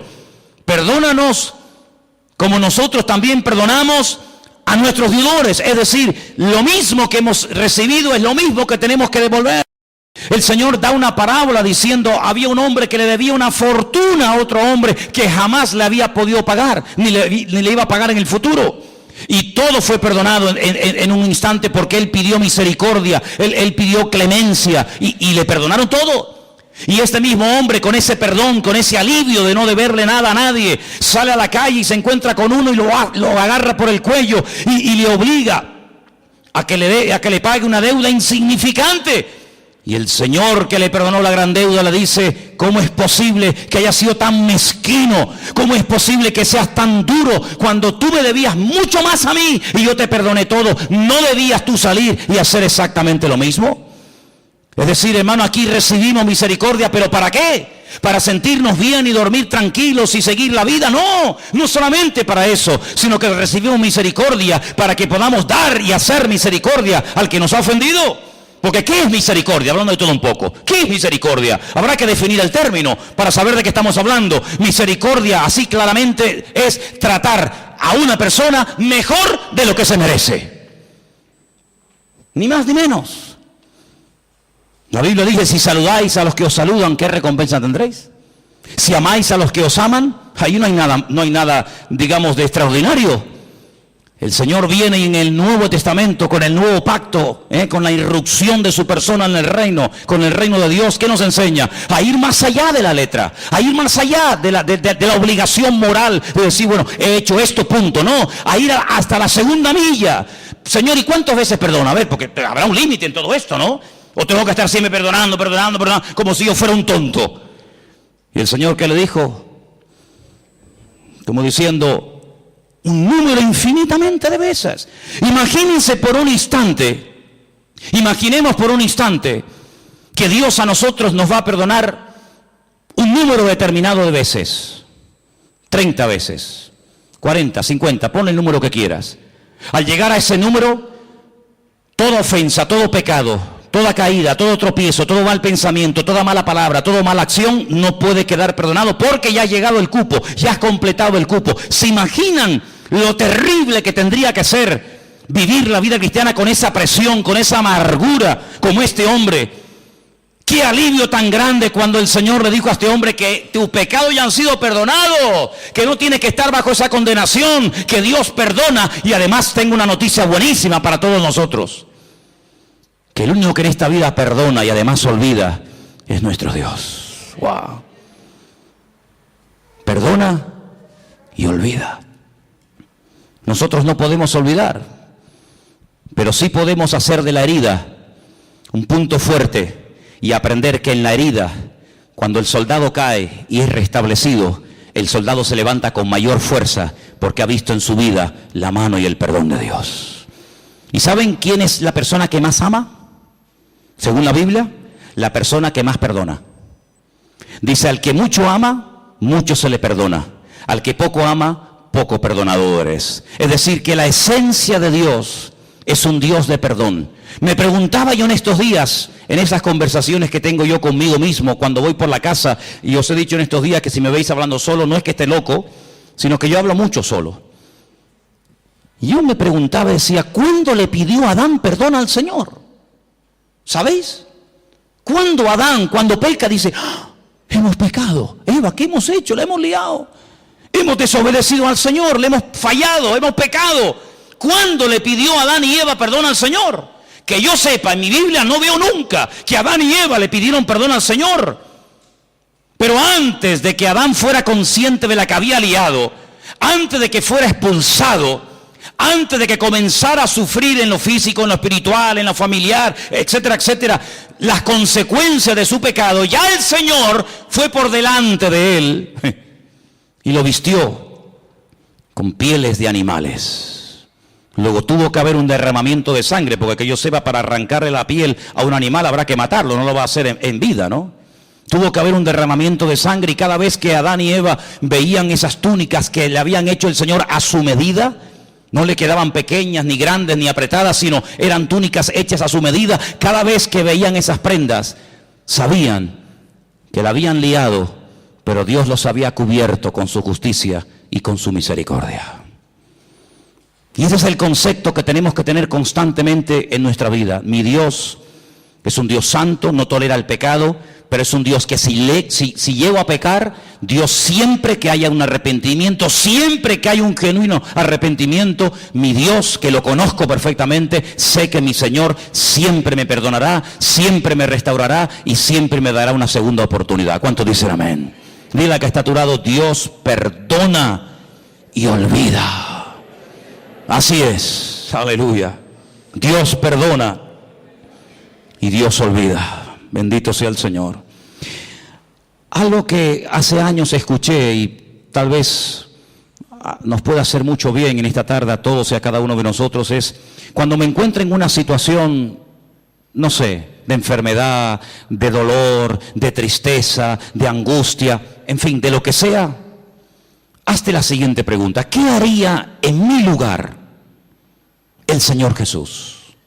Imagínate que una vecina, no sé, te tira agua sucia en la puerta, te raya el coche, te insulta, te critica, no sé qué. Por poner un ejemplo, ¿qué haría Jesús si la vecina de al lado de su casa donde él estaba posando esa noche le hiciera semejante detalle? ¿Qué haría el Señor? ¿Qué haría el Señor si alguien llega y te insulta y te amenaza y te denuncia y te no sé qué y te no sé cuánto? ¿Qué haría el Señor? Eso es lo que nosotros tendríamos que hacer. Ni más ni menos. Exactamente lo mismo que haría el Señor.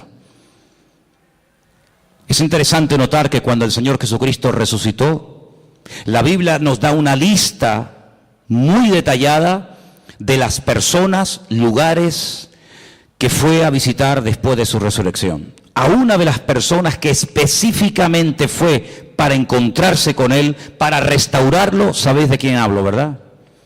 Del apóstol Pedro. Id y decirle a mis discípulos y a Pedro. Y el Señor Jesucristo se va desde Jerusalén, lugar donde había sido muerto, crucificado y resucitado.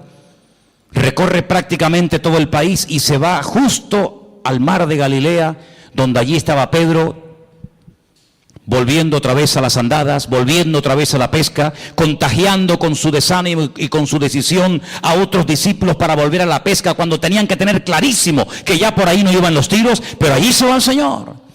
Y el Señor se entrevista con Pedro, y el Señor restaura a Pedro, y el Señor le vuelve a decir algo tremendo, que a lo mejor tú y yo nunca le diríamos a nadie: pues apacienta mis corderos. Y alguien podía objetar y decir: pero Señor, pero si cuando te vio hacer milagros, cuando te vio caminar por encima de las aguas, cuando te vio multiplicar panes y peces, la lió y dijo que no te conocía, ahora que te vas, le vas a delegar a él la responsabilidad, y como a uno de nosotros, de atender ovejas, de atender gente nueva, de pastorear iglesia, de difundir el evangelio. Pero Señor, ¿no te das cuenta que de este hombre nadie se puede fiar? Que ya la lió una vez, y si la lió una vez, ¿quién nos asegura que no vuelva a hacerlo? Bueno, tenemos un pasaje tremendo para que veáis la reacción del Señor y la reacción del hombre ante un pasaje o una circunstancia parecida. Dice la Biblia que hubo un desacuerdo terrible entre Pablo y Bernabé. ¿Por qué? Porque dice que Marcos en el primer viaje misionero los había abandonado, ¿sí o no? Y llega el momento de celebrar el segundo viaje misionero, y Bernabé dice: bueno, pues vamos otra vez juntos, Marcos, yo, Bernabé, y tú, Pablo, y Pablo dice: bajo ningún concepto, de ninguna manera. ¿Pero por qué? Porque este hombre nos abandonó en el primer viaje, ¿no te acuerdas? Que cuando se pusieron las cosas difíciles y cuando hubo problemas, cogió y se mandó a mudar y nos dejó tirados. Y Bernabé le habrá dicho: bueno, pero es verdad, tienes razón, yo estaba allí, yo sé lo que estás diciendo, pero vamos a darle una segunda oportunidad al chico. Ya ha crecido, ya ha madurado, ha pasado un tiempo, capaz que el hombre se ha arrepentido, ha recapacitado, se ha dado cuenta de que así no se puede ir por la vida. Ahora sí, ahora no, ahora cuenta conmigo, ahora no estoy para nadie. Y Pablo dice: bajo ningún concepto. Y dice que hubo tal desacuerdo entre estos dos grandes hombres de Dios, Bernabé y Pablo, que dice la palabra que Pablo se fue por tierra con Silas, y se fue Bernabé por mar a la isla de Chipre, de la cual era, con Marcos. Así actúan los hombres, así actuamos los seres humanos. Como dicen algunos, el que la hace la paga, ¿verdad? Ni perdono ni olvido, dicen otros. Terrible. Sin embargo, el Señor Jesucristo llega a Galilea y podía haberse reunido con Juan, con Santiago, con Tomás, con Felipe, etcétera, y decir: bueno, Pedro, tú me dijiste que no me conocías, tú blasfemaste, tú dijiste que no querías saber nada de mí, por lo tanto, déjanos en paz, vete con los tuyos, que yo tengo a mi gremio. No.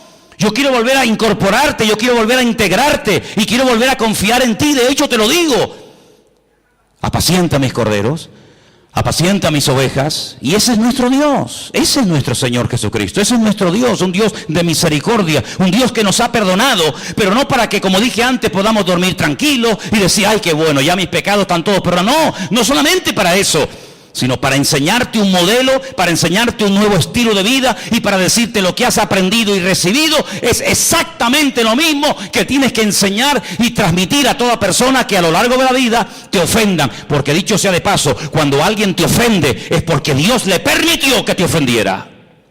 Algunos dirán: ¿cómo? No lo he entendido. Te lo voy a explicar para que lo entiendas. Cuando el rey David huía de Jerusalén porque su propio hijo Absalón, al que amaba con locura, fíjate cómo lo amaba, que viola a una de sus hijas. Sí, le quita el habla durante un tiempo, pero en el fondo David amaba con locura a su hijo Absalón. No hacía honor a su nombre. Padre, Shalom, paz, el padre de paz. Y era un guerrero, era un traidor terrible. Un hombre que dice que se paraba en las puertas de Jerusalén, y cuando alguien venía a consultar, a pedirle consulta o consejo al rey, dice que él robaba el corazón del pueblo. Ay, si yo fuera rey, ay, si me nombraran rey, mi padre siempre está liado, siempre está ocupado, yo le trataría con benevolencia. Un ladrón de corazones, terrible. La palabra del Señor nos enseña que quería matar a su propio padre. ¿Qué hace David? Sí, van a ir al campo a buscarlo, van a ir a por él, pero por favor, tener misericordia de mi hijo, No me le hagáis daño, no me lo matéis. No le hicieron caso, todos sabemos, ¿verdad? el resto de la historia. Pero cuando David salía huyendo descalzo y llorando, subiendo la cuesta del Monte de los Olivos, como dice en el Antiguo Testamento, dice que le salió en el camino un hombre tirándole piedras, escupiéndole, maldiciéndole. Hombre sanguinario, eso te pasa porque has derramado sangre inocente. Y le está recordando ¿qué? Le está recordando la muerte de Urías. No es que mató al gigante Goliat, ese día lo aplaudieron, pero le están echando en cara todos los pecados que había cometido. Qué crueles somos, Cuando queremos ser buenos, somos los más buenos del mundo. Cuando queremos ser crueles, rebuscamos en el cajón de la basura para justificar nuestras miserias. Como le decía un día el Señor a Job, ¿me vas a condenar a mí para justificarte tú? Es increíble, ¿verdad? Cuando queremos justificarnos y salir por la vida de bueno, buscamos todas las miserias de todo el mundo. Y mira fulano, y mira lo que hizo, y mira lo que dijo, y mira lo que y el Señor dice, todo lo que te hagan a ti son pajitas, pero todo lo que tú tienes son vigas dentro de tu propio ojo, querido. Y dice la Biblia que cuando aquel hombre comenzó a maldecir, a tirar piedras contra el rey David, un soldado le dijo, mi señor, ¿me das permiso para que vaya y arremeta contra ese hombre y lo mate y lo deje seco en el sitio? Y le dijo, no levantes la mano contra él, porque si me está hoy maldiciendo y me está tirando piedras y se está portando así de mal conmigo, es porque mi Dios se lo ha permitido. Porque mi Dios es el que somete a los enemigos más grandes y poderosos que yo bajo la planta de mis pies. Pero la Biblia dice que hay tiempos en la vida para reír. Cuando sea tiempo de reír, mátate de la risa, disfruta. Pero cuando sea tiempo de llorar, no quieras reír, porque si es tiempo de llorar, como dice la Biblia, llora todo lo que puedes, porque por cada lágrima que salga de tu corazón, el Señor trae una restauración y trae algo nuevo, una bendición nueva para tu vida. Así que si hoy es tiempo de humillación, hoy es tiempo de huir, hoy es tiempo de sufrir, de llorar, ¡gloria a Dios! Y llegó el momento cuando David volvió, y ese mismo que se le había aparecido en el camino para matarlo, para humillarlo, fue el primero que fue a darle la bienvenida diciendo, Rey David, perdóname, lo siento, se me fue la olla, no sé lo que me pasó aquel día. Y David le dice, tranquilo, no te preocupes, venga, vete para casa, que aquí no ha pasado nada. ¿Te das cuenta, hermano? Esto no es fácil, esto no se aprende tocando un botón ni leyendo un libro. Esto es una lección que tendremos toda la vida para aprenderla. Pero cuanto antes la aprendamos, antes vamos a crecer y antes vamos a madurar. Y estamos viviendo en unos tiempos donde Dios está poniendo a prueba el corazón de los hijos de Dios. Apocalipsis capítulo 3 dice que por cuanto hemos sido fieles y no hemos negado su palabra, el Señor nos guardará de la hora de prueba. Escuchen bien, de la hora de prueba que ha de venir sobre todos los habitantes de la tierra. Y dice por ahí otro texto, y lo conocéis, que el juicio tiene que comenzar primeramente, ¿por dónde? Por la casa de Dios. Dios tiene que comenzar a limpiar nuestras miserias. ¿Hay alguien aquí que pueda levantar su mano y decir, yo nunca he tenido problemas con la pornografía, yo nunca he tenido problemas con la crítica, yo nunca he tenido problemas con la soberbia, Por favor, cuerpo a tierra todo el mundo.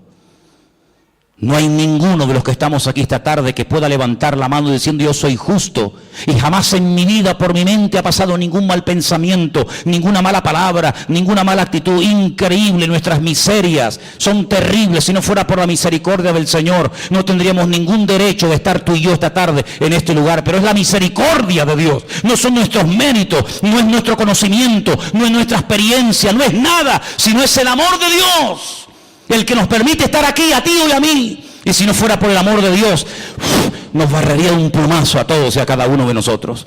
Por lo tanto, amados hermanos, vamos a aplicar lo que el Señor aplicó en nuestra vida, que nos hizo tanto bien, y fue perdonarnos y aceptarnos tal y como somos. ¿Y cuándo viene el cambio? Pues poco a poco, o hemos cambiado ya radicalmente, ya no hay nada en nuestra vida. Todavía hay cosas que tienen que ser superadas y cambiadas, pero hoy el Señor nos recuerda lo mismo que le dijo a aquel pobre paralítico que estaba atado psicológicamente. Hijo, que tus pecados ya han sido perdonados.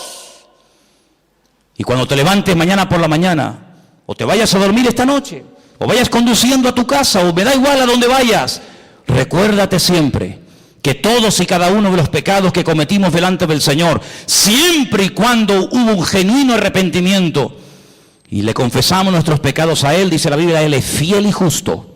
Él es fiel y justo para perdonarnos de todo pecado. Y la sangre de Jesucristo, su Hijo amado, nos limpia de todo pecado. ¿Cuántos dicen amén?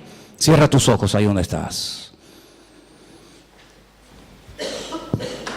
Un mensaje clarísimo, sencillo y directo. ¿Para qué? Para que entendamos que Dios no está enfadado contigo. Para que entendamos que Dios es un Dios de amor. ¿Sabes contra quién se enfadó? ¿Sabes a quién abandonó? ¿Sabes sobre qué cargó tu pecado y el mío, el Señor, el Dios Todopoderoso? Sobre su Hijo Jesucristo. Con Él se ensañó. Dios mío, ¿por qué me has desamparado? Contra Él el Padre se ensañó, lo dejó solo en la cruz. Permitió que lo escupieran, que lo coronaran con corona de espinas, que lo flagelaran vilmente, cruelmente, hasta la extenuación, que lo clavaran de pies y de manos, que se viera más solo que la una. Cuando los miles y miles de enfermos, cojos, mudos, paralíticos, ciegos, endemoniados, ninguno salió en su defensa. Cuando iban a llevar a los crucificados al madero, iba delante una persona con un pequeño cartel, una pequeña sentencia. En este caso dice la Escritura que, fíjate tú, lo escribieron en 3 idiomas por si alguien no sabía lo que estaban allí escribiendo, para que todo el mundo sepa que la causa por la que le están matando es porque dijo que Él es el rey de los judíos. En griego, para que todos los filósofos estoicos, epicúreos y sabios de la época sepan la causa de su muerte.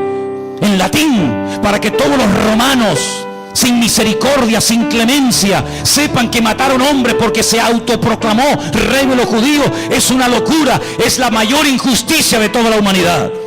En hebreo, sí, para que Anás, Caifás, los escribas, los fariseos, los saduceos y todos los religiosos de Jerusalén supieran que no había sido por asesinato, por adulterio, por fornicación, por robo, sino había sido porque había declarado: yo he venido para ser rey de Israel y del mundo entero.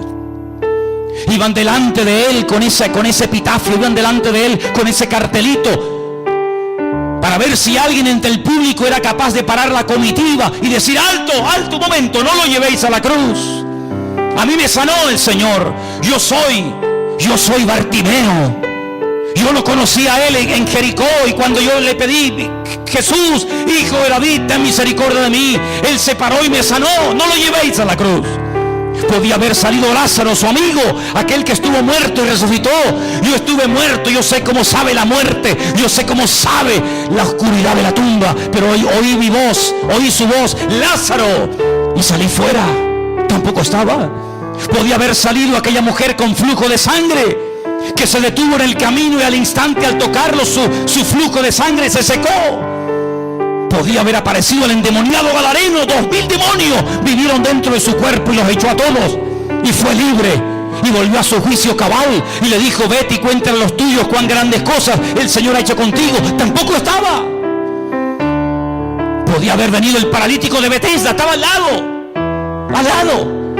38 años tirado en el estanque de Betesda, y vino Él y en segundos me sanó. Tampoco estaba. Podía haber venido la mujer encorvada, era una sinagoga en Jerusalén. 18 años encorvada estuve y ahora puedo glorificar al Señor. Probó la soledad, la angustia, para que tú y yo no tuviéramos que probar esa sensación de la vida. Él se sintió solo para que tú siempre te sientas acompañado. Él sufrió para que tú disfrutes de la vida. Él murió para que tú vivas. Él derramó su sangre para que tú no mueras. Viviré y no moriré, dice el Salmo. Viviré y no moriré. Y en esta tarde quiero que te sientas limpio y perdonado por la sangre preciosa de Jesucristo, el Cordero de Dios.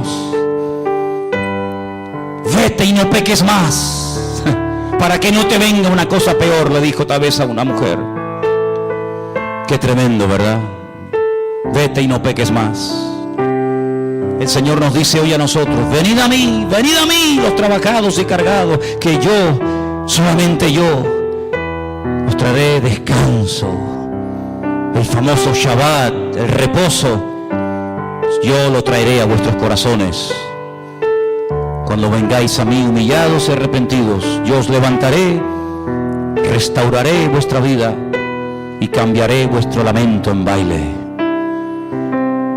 Y podrás seguir caminando y recordar al mirarte esa herida cicatrizada que yo un día te perdoné y te sané, para que tú vayas y hagas lo mismo con todo aquel que te encuentres en el camino de la vida. Bendito sea el nombre del Señor. Dios es un Dios de perdón, es un Dios de misericordia. Y hoy nos dice el Señor a nosotros como cristianos, como hijos y como hijas de Él: misericordia quiero, y no sacrificios, y no sacrificios, y no sacrificios, y no sacrificios, y no sacrificios, y no sacrificios.